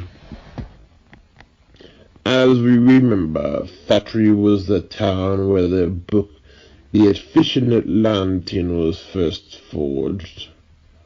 Now this was one town that considers one's circumstances as fated, and did not consider it wise to interfere in any way whatsoever.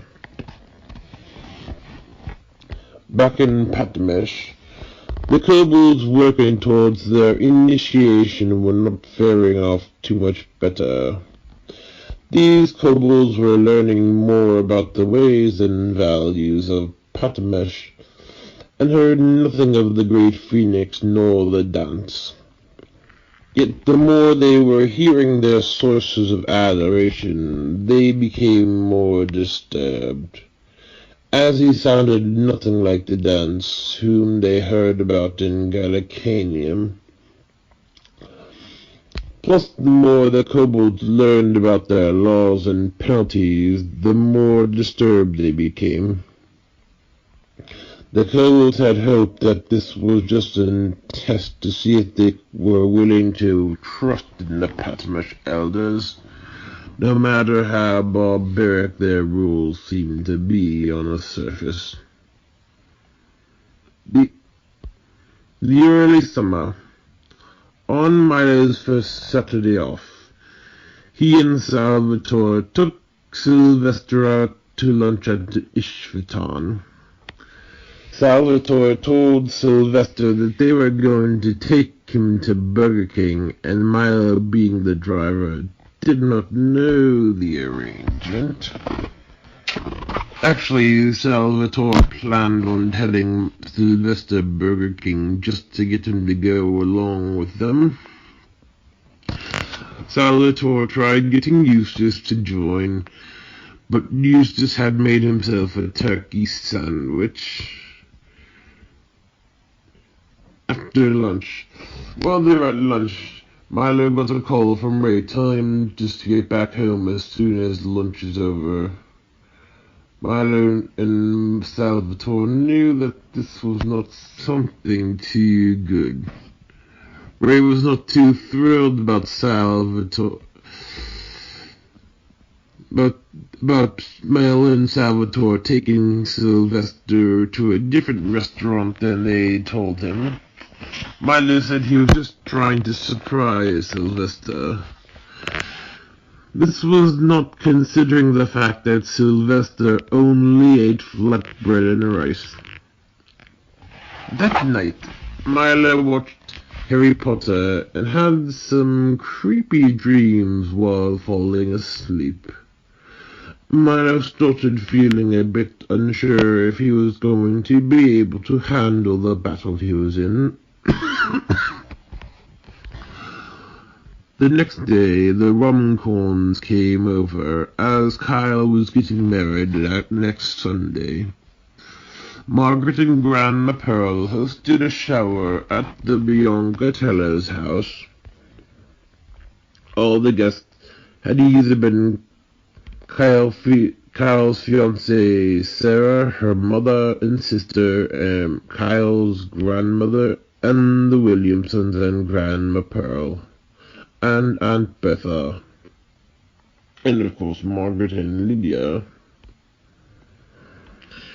This was considering that the Rumcorns did not know too many people in Cider Pond and did not have a very big guest list from Atlanta. Uncle Wayne, Kyle, Kevin, Bruce, Milo, and Ray went out to lunch at Quicker Steak and Lube. After lunch, they went over to the mall. For the most part, Kyle, Milo, Kevin, and Bruce spent some time at the pet store. Now, it seemed like things were going a bit strange at the store. The beginning of summer was going pretty slow for Milo. This summer was Amira's first summer after college at the University of Toledo. By this time, Milo knew that he had not won the contest to Disney World, but had another trip to Tampa planned over the summer anyways. Ray had invited the O'Malleys on the trip. That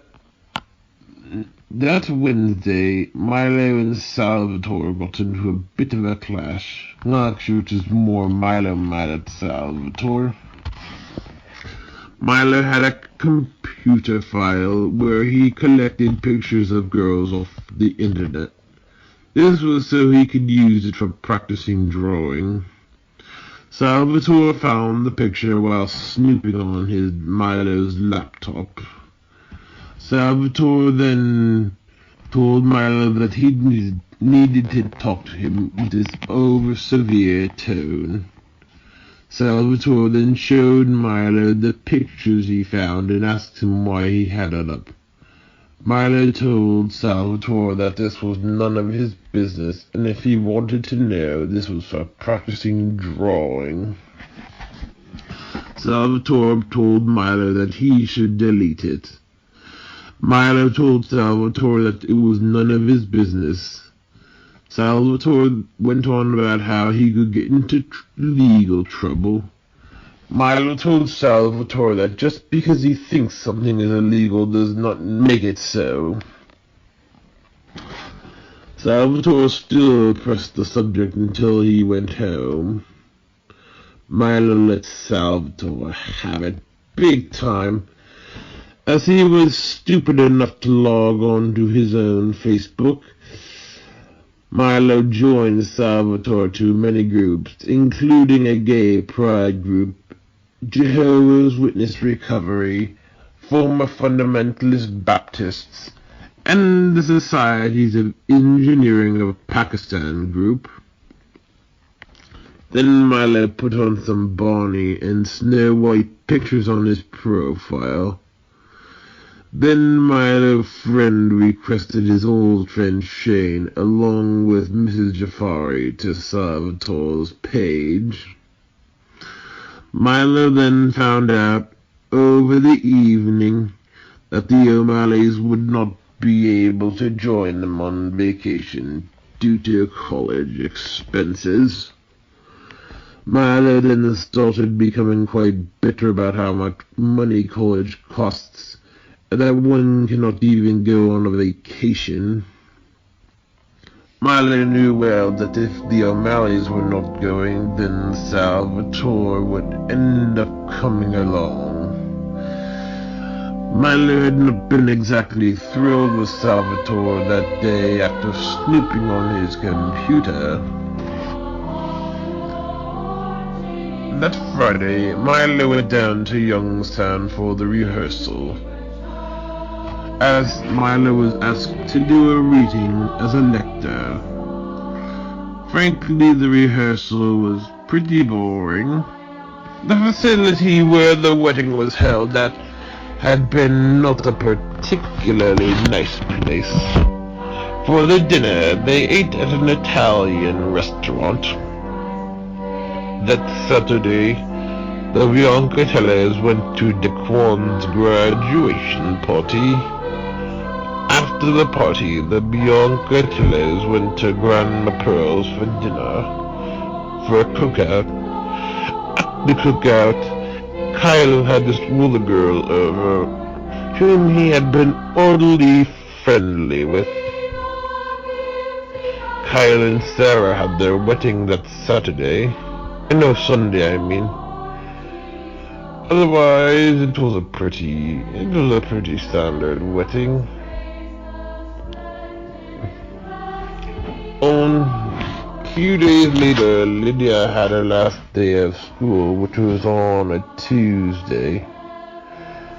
On Thursday, Ray went back on his annual golf trip.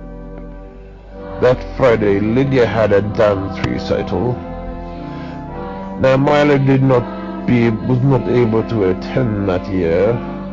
Milo and Salvatore took a walk to the Jafaris as Nusha was having her graduation party. They also took Ginny along in hopes of getting some attendees to attend, to give them some attention, like he had done in years past. Milo had hoped to see Amir at the party, but he had no such luck. As to whether Amira was even at the party had been unknown, as Milo never exactly knew how close they were.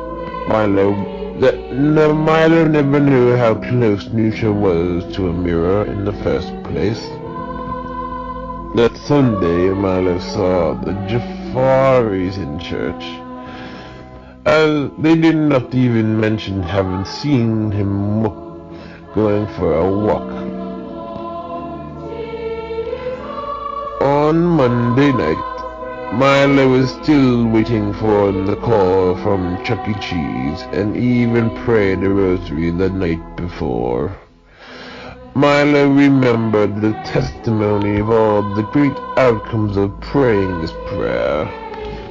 After the prayer, Milo accidentally got into some gloom and doom material on the internet from supposed visionary Veronica Lucan. The apparition is rejected by the Vatican anyways. This gave Milo some anxiety for the first time in a while. This had been some of the same gloom and doom garbage, saying that most people were going to hell and a list of people to hate, from Democrats to homosexuals. That night, Milo had a dream where Ginny is laying down on a couch and all of a sudden turns into a fierce demon. That Tuesday, Milo had been all out of sorts after reading the Lucan literature, and started seeing this as the demons getting quite worse. Milo knew that something was quite off, but did not know why, as he had just graduated from Maltech and had even passed his own classes. On Wednesday, Milo went down to Maltech to talk with his career advisor about applying for Susawago. Unfortunately, this had not been a particularly good day to do so, as this was right before a term was about to start for Maltech. Then that afternoon, Milo got some more bad news that he did not get a job at Chuck E. Cheese. Milo was quite distraught over this and felt utterly betrayed. Milo was bitter about finding that this place that seemed so upbeat could betray him as it did. That evening, Milo was such in a bad mood about this, and which Lydia did not understand. Milo got irritated about any suggestions for jobs that he deemed too boring, such as these, as he felt like he was stuck at a boring school for the last 2 years. Margaret started up the people having it worse. That is one thing Milo always hated, as this was going to make the situation any better. Now, Lydia did not thought that Milo was just having too myopic ideas of working a job.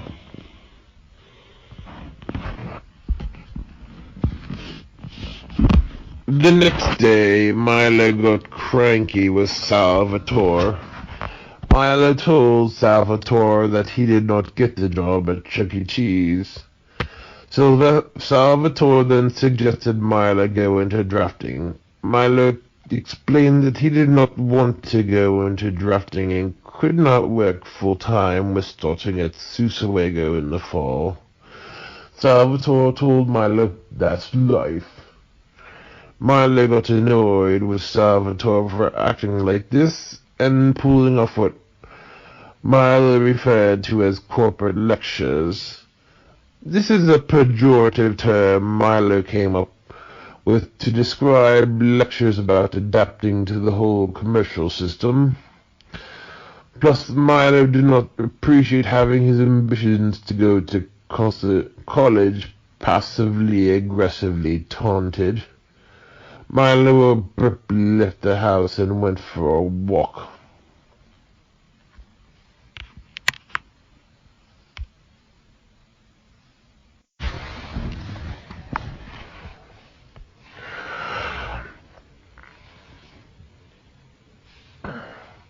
Dogmatius's tale and Doxyridus's vision. During this time, Pandora summoned Melindel, Alexander, Dogmatius, and Brutus to the meeting over what was going on. According to Pandora, the Deploros and Timoras had become quite active in the Cytopond area and Essex region, making the place quite depressed. Brutus had been completely unfazed by this discovery. Pandora explained that the overall sense of tension had been coming from the Deploros, and he asked for Melindel for his help in catching any harassing the charge. Melindel explained that the Deploros had been on and off ever since Durglin had been unleashed the previous summer. Melendel explained that he had no clue how to even handle Durglin. Dogmatius explains that he bears most of the responsibility for the Timors. No, for the Deploros. Dogmatius tells how after 2 New Years ago he released some information that he should not have released, and set forth the enthusiasm for dangerous pursuits. Dogmatius explains how the charge did not get the certainty got the certainty of a bleak future and sought to try and change it. The charge had feared so badly for this end that he became quite desperate for any form of hope. When Dogmatius is not so sure, Melendel chimes in with some background information.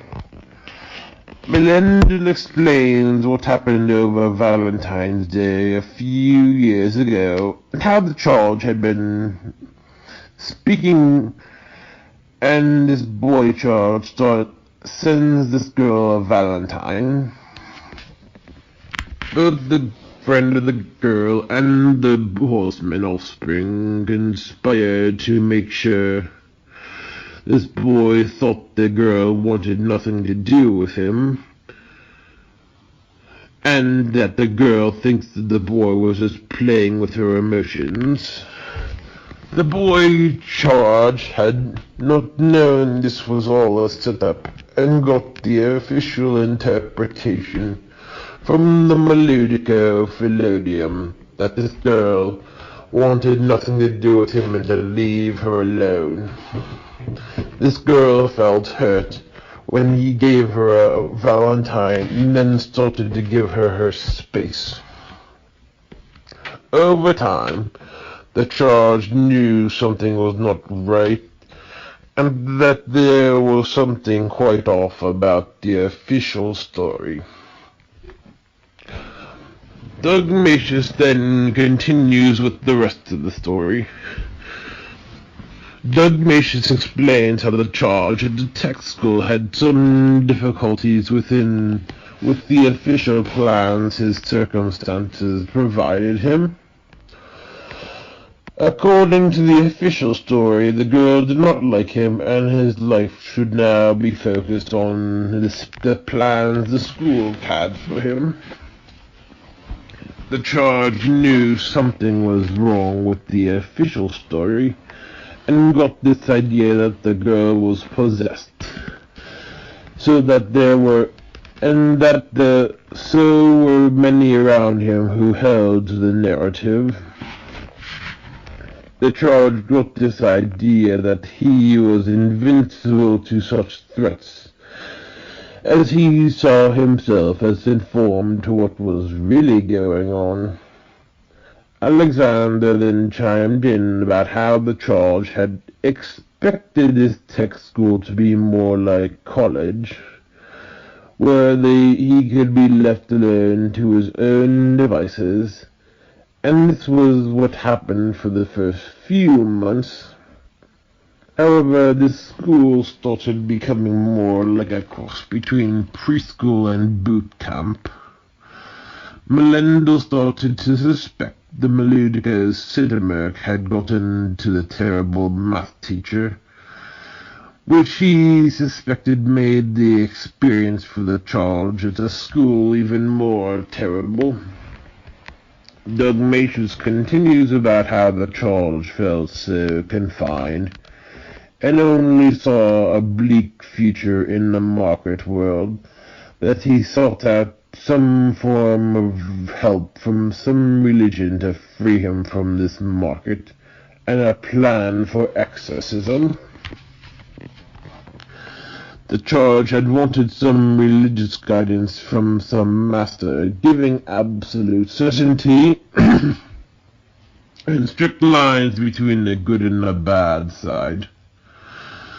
What the Charge did not know was this kind of religion had their own agenda, and the Charge figured that out early on, such as with evangelical fundamentalism and the Jehovah's Witnesses.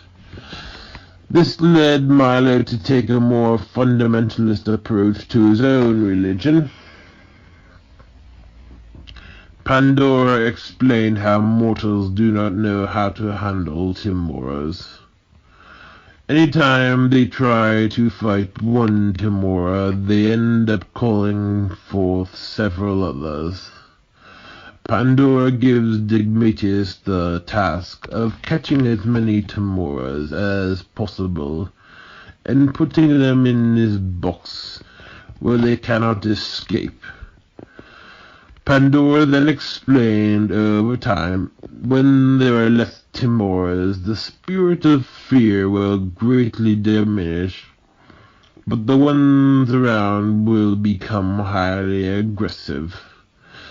Pandora explained that there will not be peace until the last Timora is caught. Around this time, Rakshasajinns is summoned back to the Hall of Prophecies to see an orb with a concrete shopping mall, with high walls resembling the Cyberpunk Mall. This vision had been reoccurring some time, showing a mall's features long gone. This time, Therese returns and explains that the mortals brought into the Synexit Sarkikos community are getting sucked into their own Sarkikos, still under Helectivus's watchful eye. Then Margaret showed up, as she sees this having something to do with the Sarkikos. According to Margaret, many like her have Sarkikos that become quite curious. The curiosity only takes quantity into account, and any forms of quantitative greatness always inherently mean the diminishment of anything considered less of quantity. Margaret uses the ball as an example, with a significantly large building so terrifyingly big that it puts others walking through into this mall into utter insignificance. Graduation and Harry Potter. One night, Milo had a dream about going on a trip and seeing the Jafaris at the mall before leaving for a trip to Tampa. Then Milo had a dream about Father Crappy being mentioned on the Medjugorje bus tour, of being equal to the 12 apostles. That weekend, there was a party at Uncle Giorgio's and Aunt Judy's, as Jessie and Danielle were in town, along with Corey and Kate. By this time, Olivia and Abigail were both too close to turning 3. Both Logan and Jonathan were 10 months old. Milo still felt a bit shell-shocked over what happened with the past week, with Chuck E. Cheese and that stupid devotion. That night, Milo, Salvatore, and Max watched some old Rocket Power episodes at Aunt Michelle's, and they spent the night. Milo started thinking about the Muppet Babies, which he remembered from his younger days, back before he was about to start the Hazelnut Forest. On Tuesday, Ray went on a business trip to New Orleans. That night, Milo and Salvatore went to a baseball game. Before the game, they come across a drug addict who tried to sell them counterfeit tickets and called his McDonald's cup that blew away a little fucker. Yes, I said it. That night, Milo watched Tiny Toons How I Spent My Summer Vacation. Milo had not seen the movie in 10 summers, which had been the summer after Duddlecap.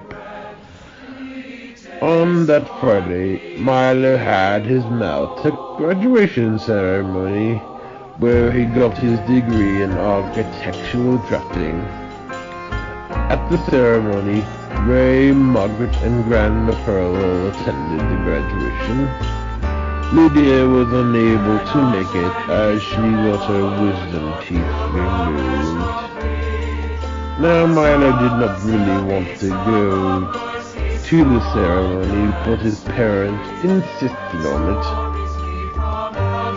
One of the Essex judges gave the speech, whom Grandma Pearl thought was an idiot. Milo then got to meet with Mr. Lawrence, and then Milo introduced Mr. Lawrence to his family. Milo knew that he would be seeing them soon, as he had to stop back at Maltec in order to get the transcripts in order to get into Oswego University. By the end of June, Milo started listening to Harry Potter and the Half-Blood Prince. Now Milo had not listened to this book in 2 summers, which was before starting at Maltec. That weekend, the Biancatellis hosted a 4th of July party. Daquan showed up and barely talked with anyone. By this time, Lydia and Daquan were temporarily together again. Still, Ray and Margaret did not think too highly of this, and thought he was a bit rude at a party and not even trying to talk to anybody. But they just thought he was a bit overwhelmed with all these people. The next day, Milo's computer screen broke, and it resembled a demonic figure. This started to confirm Milo's suspicions. Having listened to the Half-Blood Prince distracted Milo from Catholic literature, and he found something more substantial and believable than anything from some conservative form of Catholicism. Then Milo started listening to Harry Potter and the Deathly Hallows. This book started giving Milo flashbacks to his trip to Tampa the second time before starting 9th grade. Otherwise, Milo started to develop a deeper appreciation of the Deathly Hallows, and still believed this book was even more substantial than popular piety. As to why, Milo could not explain this, as he always had some ideas that the books had Christian themes. During that Saturday, Milo had Mac's graduation party at New Seneca. Being back in New Seneca started giving Milo some flashbacks to his first trip when he was 3 years old. As for the party, there were many people, including some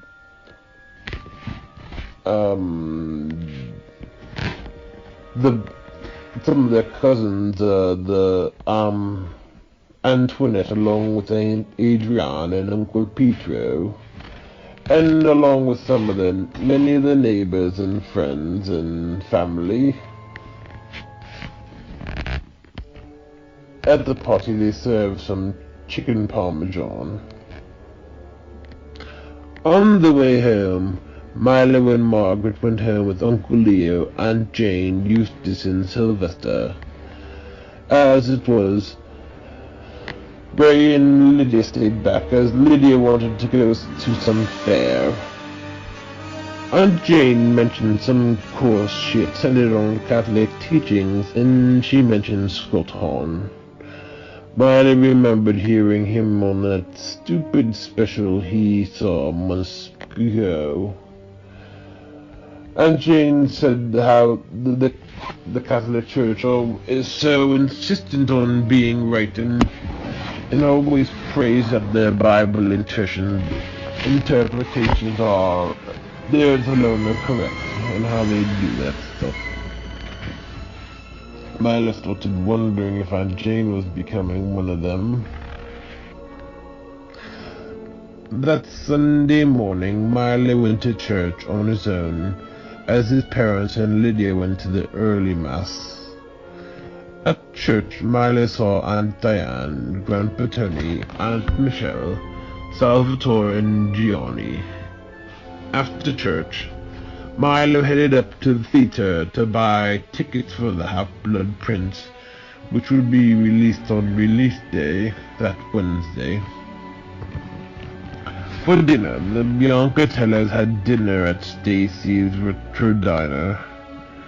Milo remembered how 5 summers ago he had gone to this restaurant when staying at the condo, and he remembered a little bit having gone there, that when Ray was on his golf trip. That Monday, Salvatore acted like a real jerk at Milo's pool, was constantly making disrespectful tones. Then Salvatore got pissy with Milo over him still being disappointed about not getting that job at Chuck E. Cheese. And Salvatore accused him of being too picky about jobs he wanted, in quite that nasty condescending tone he uses. That Wednesday, Milo saw the premiere of Harry Potter and the Half-Blood Prince. Milo unfortunately got a bad seat, as he was running a little late due to Ginny not feeling too well and under the weather. Milo got a bit worried, as Ginny was getting older. That weekend, Milo became a bit anxious, as he knew that he would be flying to Tampa in the week. Milo found out that the flight would leave Cedar Pond at 6 a.m. and that he would have to be up pretty early. On Saturday, Milo went to confession and had Monsignor Warburton. Milo admitted that he still hated the Sedevacantists and Veronica Lucan propaganda. That night, Milo then had a creepy dream that one of Ray's co-workers had given birth to a demon. Now, this had not been a particularly attractive co-worker, and were quite a weird family to begin with. The week before leaving, Milo came across more disturbing stories of supposed exorcisms. On Tuesday night, Milo had a dream about coming home from a vacation only to find himself in a place haunted by demons. Then Milo then starts to go on a city rampage of smashing any non-Christian religious artifacts, in particular Greek statues. Then there is a final showdown in an indoor watering park with the devil. During that day, Milo had been extremely horrified about this dream and feared what it meant. Now Milo knew that he was leaving for a vacation soon and was not sure this would be enjoyable. As it was, Milo had not felt at home in Essex region for a long time, and wondered if Tampa would be more like a home. This could mean that Milo may have to find a new home. Now this would be just running away from problems. That Thursday, Milo took a drive by Amira's house to clear his head. The neighborhood for some reason reminded Milo of something from Harry Potter. That night, Lydia had her friend Chelsea over, along with Emily. Now Chelsea would be joining the Bianca Tillers on their trip to Tampa. Milo then started becoming more insistent on a quick exorcism if he was going on vacation soon and needed to get these awful demons out of his hair. On Friday night, Milo posted some more information on his paranormal activity page. Frankly, the information hit a bit close to home, with telling the tales of the cursed Valentines, but using different identities. On Friday night, after publishing this, Milo became quite fearful that he would be losing followers. Milo feared that he would not be able to be convincing and maybe have to drop his whole ambitions. Milo then became anxious about the flight and started missing Ginny after he saw a website on the Virginia bush gardens with wolves. Ginny had been dropped off at Grandma Pearl's just a few hours ago. The night before leaving, Milo had a dream about playing some game with his cousins Jason and his brothers in the downstairs. Then the phone rang in the dream, and Lydia called them up that they had to do some important call. At 4 a.m. the phone had really rang, which they scheduled for as a wake-up call in order to leave. The Bianca Tellers left the house early in the morning while it was still dark. Then they picked up Salvatore. On the way to the airport, Salvatore talked about how that part of Cider Pond was cool. Milo felt it was a bit creepy to be out this early in the mornings and the only ones on the road. At the airport, Lydia's friend Chelsea had arrived along with her dad. Milo felt a little depressed about leaving Cider Pond and such a not so pleasant feelings about this area.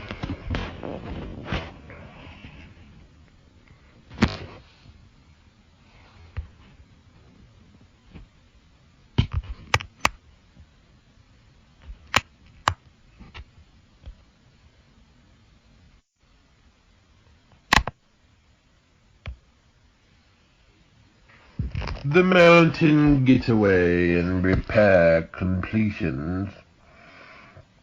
At this time, the kobolds spent time on the outskirts of Londinium for some solitude.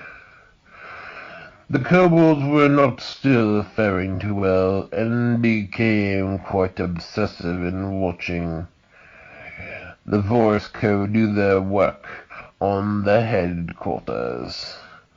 The more the kobolds saw, the more uneasy they became with their work.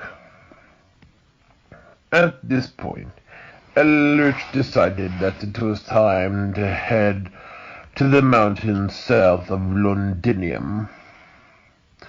This time in the mountains had been very peaceful, and reminded them of the days in Atlantis. Over these days, the kobolds explored the town they were in, which had many quaint shops and pubs. Frankly, the kobolds never wanted to leave this place. Zadok had lamented that his misgivings on the methods of Voris Co. Zadok had been quite bothered about how they did not allow questioning and their disturbing methods on construction. Remus explained the possibility that the headquarters are not supposed to stay up this way. There had been a great protest over this. Remus then explained that it is easier to rebuild than to repair. Pedestor protested that this would be a bad idea, as this would give the Vandals the idea that they won, and did not want them to be under their power. Pedestor talked about the days when the hyper-quarters reigned in the city and how the kobolds were forced to live in that awful compound. Remus explained that they were better prepared for any threats this time around, even if there were no headquarters. During the debate, a pigeon came with information informing the kobolds that the repairs had been completed. The kobolds were a bit apprehensive about returning to Londinium, and feared that what would be the final project of their repairs. That morning, the kobolds bid a somber farewell to the mountains and departed back. The journey back had been quite dreadful, and they could not help but fear that what they would find in their city. To the kobolds' surprise, the headquarters was restored exactly as they remembered it before the severe vandalism.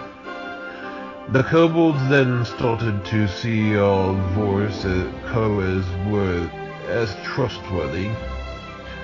They were no longer disturbed that Voris Co did not allow questioning. When the kobolds arrived in Londinium, they found their headquarters rebuilt in all its glory. For long days, Londinians and kobolds held many celebrations. On one occasion, the kobolds and Londinians were able to travel back to the untainted spot Tustica, as the headquarter roof had now been safe to walk up, and able to reach the bridge to the stairs to the Pedmontis. The belated feast of the guests was held, and the kobolds got a view of Lionellum they had not seen in many, many years. Tampa and the rest of the summer. By this time, the Bianca-Tellers arrived in Tampa Airport after a flight from Philadelphia. Now waiting for luggage had not been such a pleasurable experience, and Milo was still a bit apprehensive about the trip. After they got their luggage and a rental car, the Bianca-Tellers left the airport and headed into the city. The trip became pleasurable as soon as they were on the highway. On the Bianca-Tellers drive through Tampa, Milo saw a hotel under a raised highway that reminded him of the time period when Marilyn took the kids to Chuck E. Cheese. Milo noticed that this hotel had a pool with a water slide.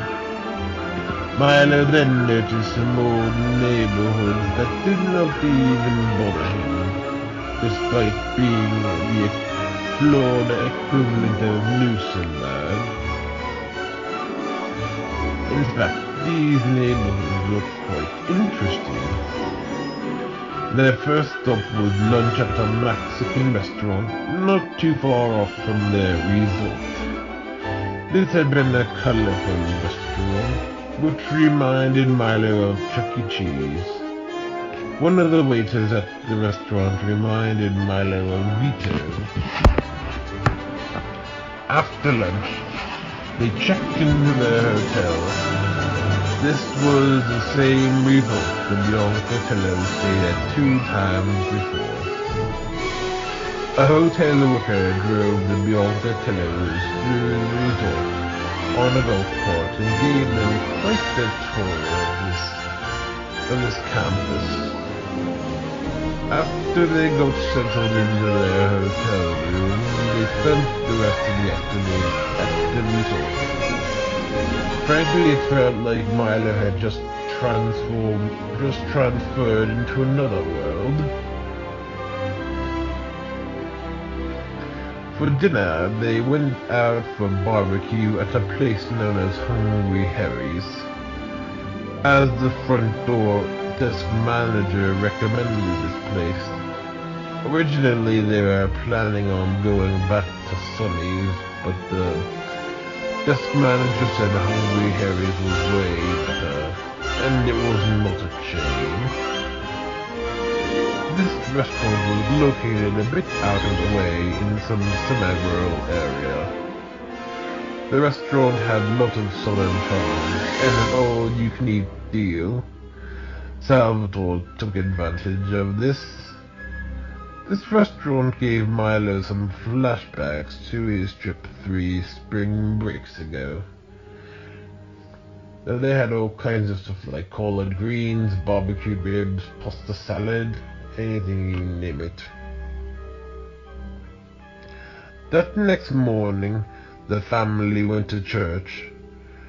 They got there a bit late and had to sit in an area for overflow. This priest was very dynamic and preached in a southern style, charismatic style. The offertory hymn was known as One Love Released, which was based on this old English folk tune known as O Wally Wally. And the ending hymn was Canticle of the Sun. Milo still interpreted this hymn as being sectarian. No, Milo interpreted the song One Love Released as sectarian, as he was still slightly brainwashed with some fundamentalist ideas. As we remember, the song Canticle of the Sun was the song Milo downloaded on Dancing Day. After church, Ray drove them all out to the aquarium. On the way to downtown Tampa, Milo felt himself part of a very large world. After driving around for a bit, they ended up at a Steak and Shake for lunch. Now Milo and Salvatore had kept insisting on some other places they had seen, like a Thai, German, or Indian or Middle Eastern restaurant or something different. Eventually the Biancatellos arrived at the aquarium, which they had not seen since before Milo started high school. At the aquarium there was a cruise ship also leaving, and Milo, Salvatore, Lydia, and Chelsea posed like they were on the ship. Ray sent the picture to Eustace, and he thought they were doing both the cruise and the trip to Tampa. Otherwise, Milo enjoyed the aquarium quite a bit. The aquarium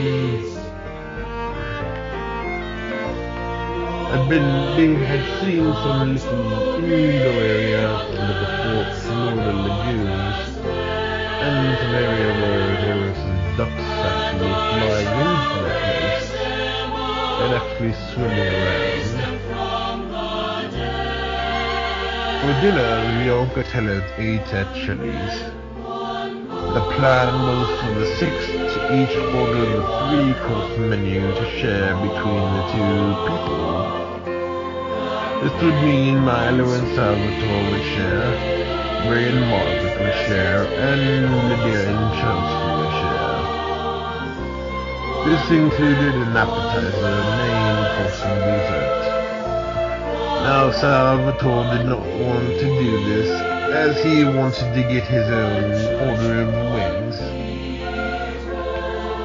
So Milo ended up getting a fajita pizza, which he said he had not eaten since going to Chili's with the O'Malleys that week he was staying with them a few weeks before starting high school.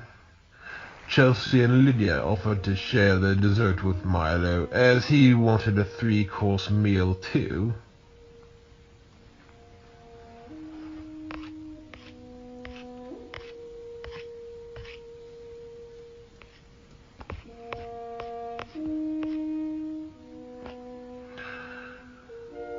On Monday, the Biancatellos traveled to Orlando to meet with Uncle Doug and his new wife Pam at Universal Studios.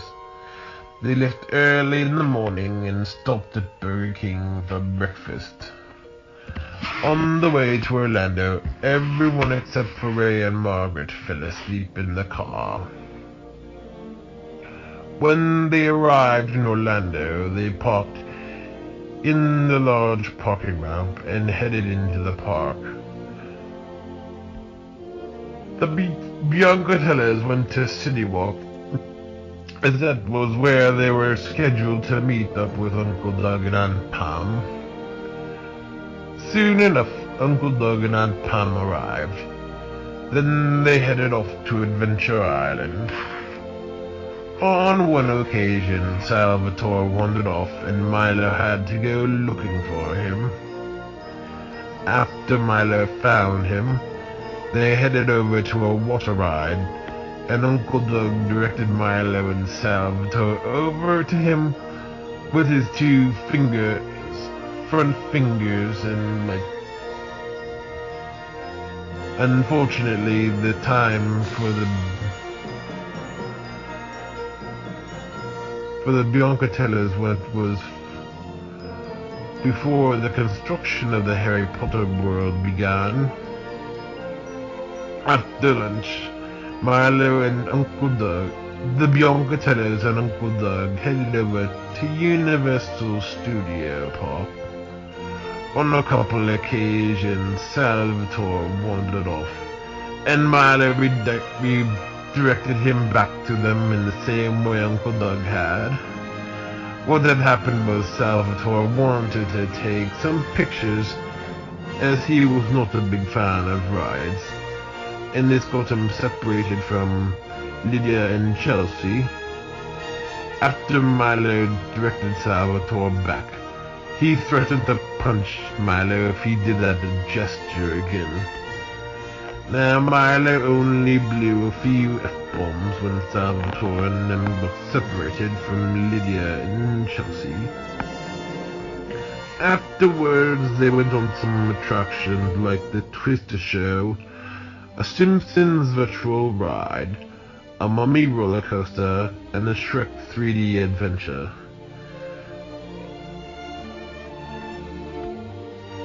On Tuesday morning, Milo was woken up mid-morning by Margaret yelling at Salvatore.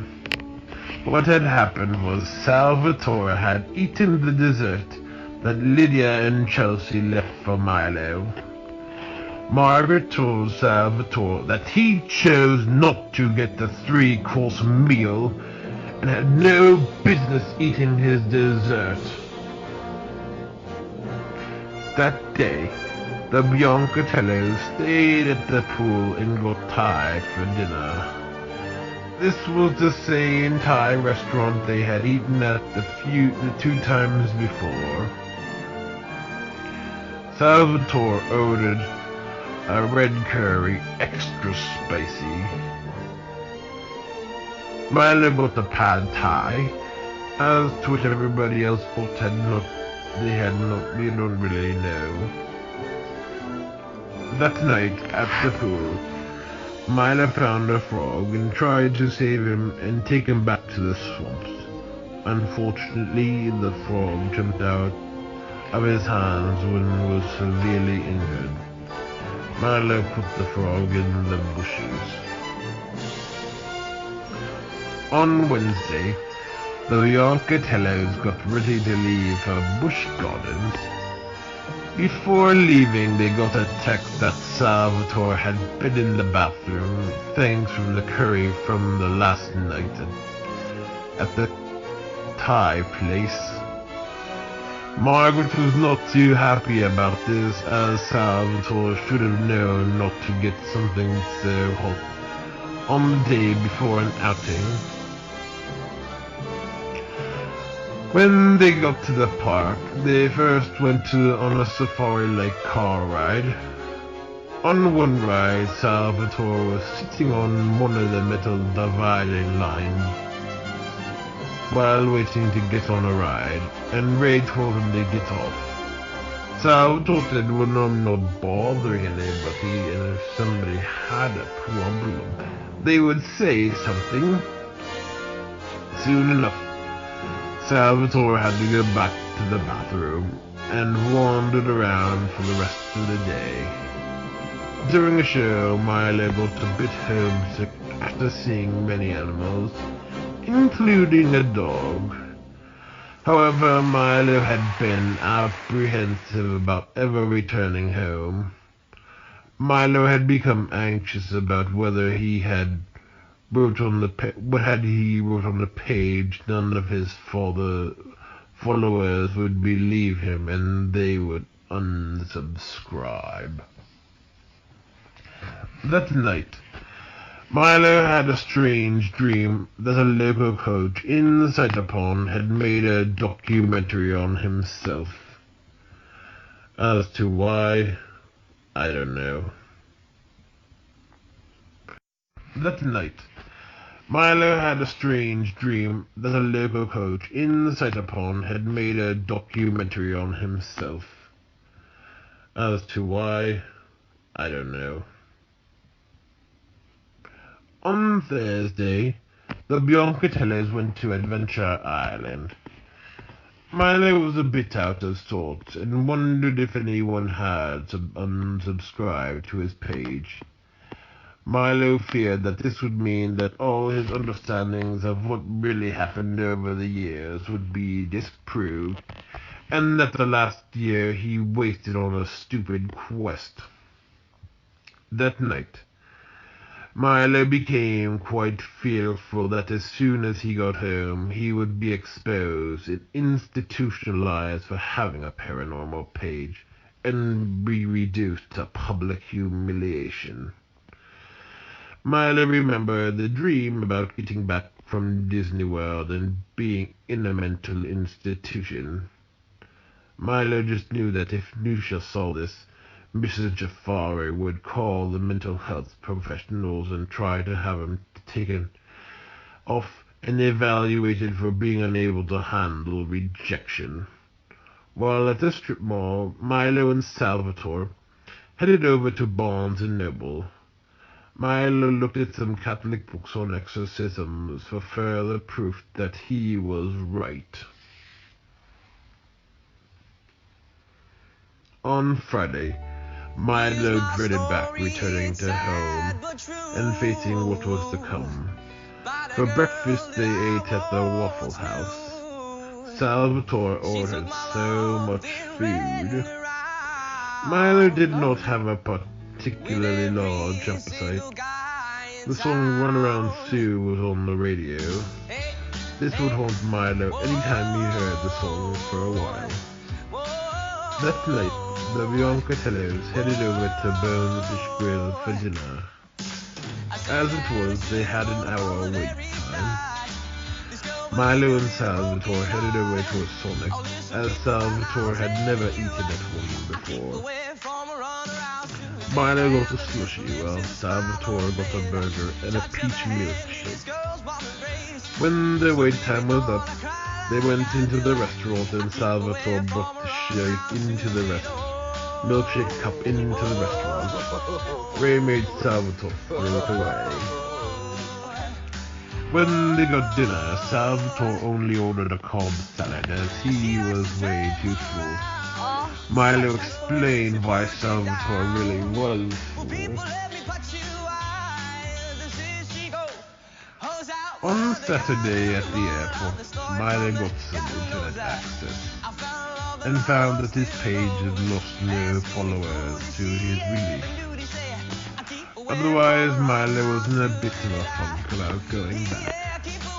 Milo was not so keen on going back to the Essex region, as he felt more at home in Tampa this short week than his real home for the past 2 years. When Salvatore wandered off, Lydia was looking for him, and Chelsea asked her if this was such a bad thing. Their first stop was at the Charlotte airport. Milo thought this was one of the nicer airports. Now the Philadelphia airport, Milo wanted to get out of this place in the worst way possible. Milo just for some reason thought the airport was dumpy and gross. By the time the Biancatellis landed inside the pond, Milo was relieved to be back home and found nothing changed. In fact, Milo felt the region to be more alive now than when it was the week he left a week ago. Plus, Milo was relieved to get away from Salvatore. Overall, neither Margaret nor Ray considered bringing Salvatore on another vacation again. The remainder of the summer went quite well. On that Monday, after returning from Florida, Milo met with Monsignor Warburton over his concern with demons and malevolent spirits. Monsignor told Milo that he could come in if he had any theological concerns. Now Milo told them about the Jehovah's Witnesses and what they said about the earth being under the demons. Monsignor explained that the difference between Catholic and Protestants was that Protestants had a very pessimistic view of human nature. Monsignor explained Martin Luther's statement of mankind being done covered in snow. Milo thought this gave him permission to discard all the gloom and doom stuff. Unfortunately, Milo had gotten so entrenched with the fundamentalist Catholicist way of seeing things that he believed that they were absolutely right and all reality had to be looked through their lens. During the next few weeks back from vacation, Milo had to get some records from Maltech and Sight Upon High in order to get fully registered with Susawago University. Frankly, Milo did not even mind being at Maltech. When it came to Sight Upon High, Milo was happy to see the place after so many years. That weekend, Milo and Ray went to the Italian festival, but got there a bit too early and opted for some mediocre restaurant across the street. Now Milo still did not find Newsingburg to be that beautiful, but did not find the town to be the dump he considered it before leaving Tampa. Later that week, Grandma Pearl left for Atlanta to visit the Rumcorns. Milo considered going, but he and Ray were going back to Lake Forest, Illinois, to see the Chicago Bears practice. Milo remembered going to Lake Forest before starting 5th grade and having wanted to go back to this place since the summer after 10th grade and his flashback to Duddlecap. Otherwise, The Biancahellas were still watching Grandma Pearl's dog, Sammy. Early in the morning that Thursday, Milo and Ray left for Lake Forest, Illinois to see the Chicago Bears practice. On the way up, Milo and Ray stopped at the Roy Rogers. That afternoon, Milo and Ray arrived in Lake Forest and watched the practice. At dinner, they ate at an old 50s diner. This diner was coincidentally the same diner they ate at 10 years ago, when Milo ordered that fancy meal. Now, this time Milo's meal was not something to write home about. On the Saturday, Milo and Ray went to downtown Lake Forest. They went to a museum on Midwestern art history. For lunch, they stopped at a New York-style deli. While at lunch, Lydia called Ray as Emma was in town and was swimming at their pool. Emma said that Salvatore overeats when he's at their house. Margaret also called, and Ray found out that Grandma Pearl was quite bored in Atlanta. What happened was Aunt Bertha and Uncle Wayne had not taken any time off, and Grandma Pearl was just stuck sitting around all day. Milo was real glad that he was in Lake Forest, watching the Bears practice and stuck in their Horn's house. By this time, Kyle and Sarah had gotten a divorce. What happened was Sarah and Kyle agreed to bring this third girl into the relationship. This other girl at Grandma Pearl's house the night before the wedding was the real third wheel, as Ray suspected. This ended up not going so well. Back in Lake Forest, Ray and Milo went to watch a second practice. While at the hotel, Milo saw a documentary on some psychic who could predict events with extreme accuracy. At evening, Milo and Ray got dinner at a Mediterranean restaurant. This restaurant gave Milo some flashbacks to San Fratello's restaurant in New Seneca. On the Tuesday, after coming back from Lake Forest, Ray and Milo went to Susselengo to get registered. The man doing the registry knew Camaria and Denise DeLay. When they got home, they found that Matt arrived in St. Paul in order to start his education at Wheeling College. Technically, school had not started, but Matt had to come early due to soccer practice. That Friday, Uncle Leo, Aunt Jane, Eustace, Samantha, Sylvester, Grandma Pearl all came over to dinner for Milo's birthday party. This had been Milo's 21st. For Milo's birthday, he got the 12th season of The Simpsons. So far, Milo was much more impressed with the season than he thought he would be. The next day, Milo and Eustace went to the Asian Festival at Wheeling Sports Facility. Salvatore planned on going but bailed out last minute. Milo was a bit annoyed by this. By the late afternoon, Milo picked Eustace up and they headed off to Wheeling College. This had been one of the first times Milo had driven through the Essex region, as he needed to look for some parking, and and had to look for a spot. Unfortunately, all Milo could get was metered parking, and forgot to bring change. Milo and Eustace stopped at a McDonald's to try to exchange some cash.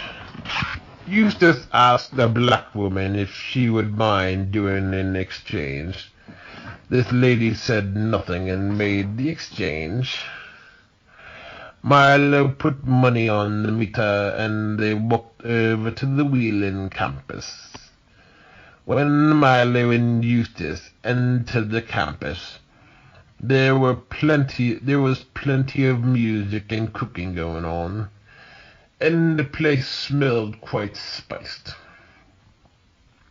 The countries represented were Turkey, Kuwait, Iran, India, China, Japan, Thailand, and Malaysia. Milo noticed a set of black-haired girls and recognized Amira right away. High up in the stands, Milo saw Mr. and Mrs. Jafari sitting away from everyone else. By this time, Minu and Nusha were both back in school. Well, Nusha was a freshman. Seeing Amira had been quite an experience for Milo, and all of a sudden Milo's life made full sense again. Milo got some butter chicken at the Indian table. That food had not been too impressive, as it had been sitting out under a lamp. Milo was a bit excited about seeing Amira, and stayed quite a while. Eustace, on the other hand, got a bit bored at the event, and insisted on going home. Milo only left when the Sassannis would leave. Milo had seen Amira hug some friends goodbye. Milo also knew well that Amira would be going back to Toledo that week. Strangely, this did not even bother Milo in the slightest, and he had this strong sense that one day he would see Amira again. A few days later, before the Susawego in orientation, Milo, Uncle Leo, Eustace, Sylvester, and his friend Jesse went to see Woodin. By this time, Amira had gone back to Toledo. Otherwise, Seawoodin had been quite fun. This was the first time Milo had been to the park all summer. Uncle Leo was not thrilled that Sylvester asked Jesse to go, as he was not a particularly big fan of rides, but Sylvester insisted. After the park, they went over to Pizza Hut for dinner. Milo had not been to this Pizza Hut since going with Sean after the Seawood in 4 summers previous.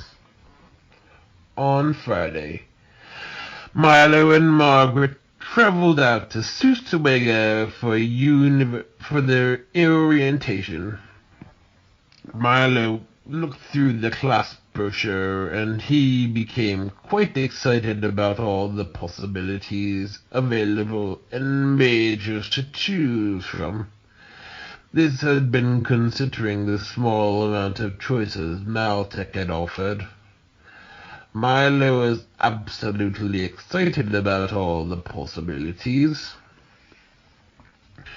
Milo first had to take a math evaluation test and did not do so well.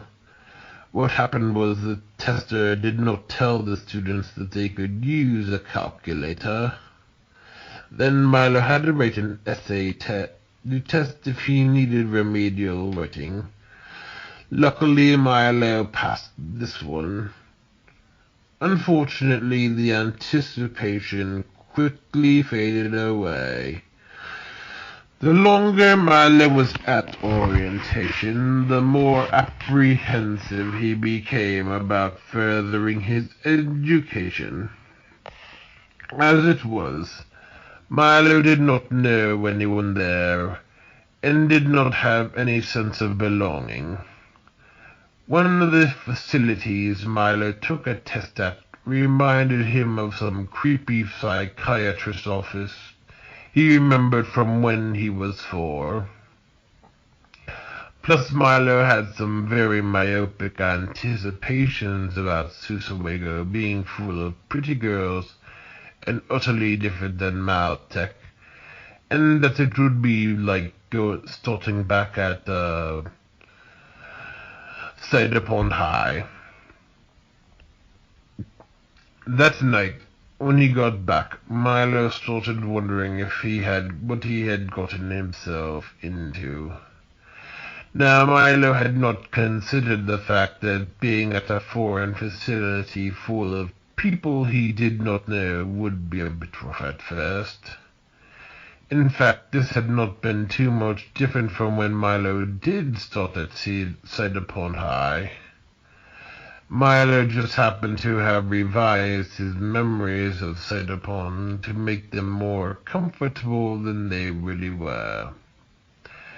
As Milo had signed up so late, he did not have too many options and could only take 2 classes.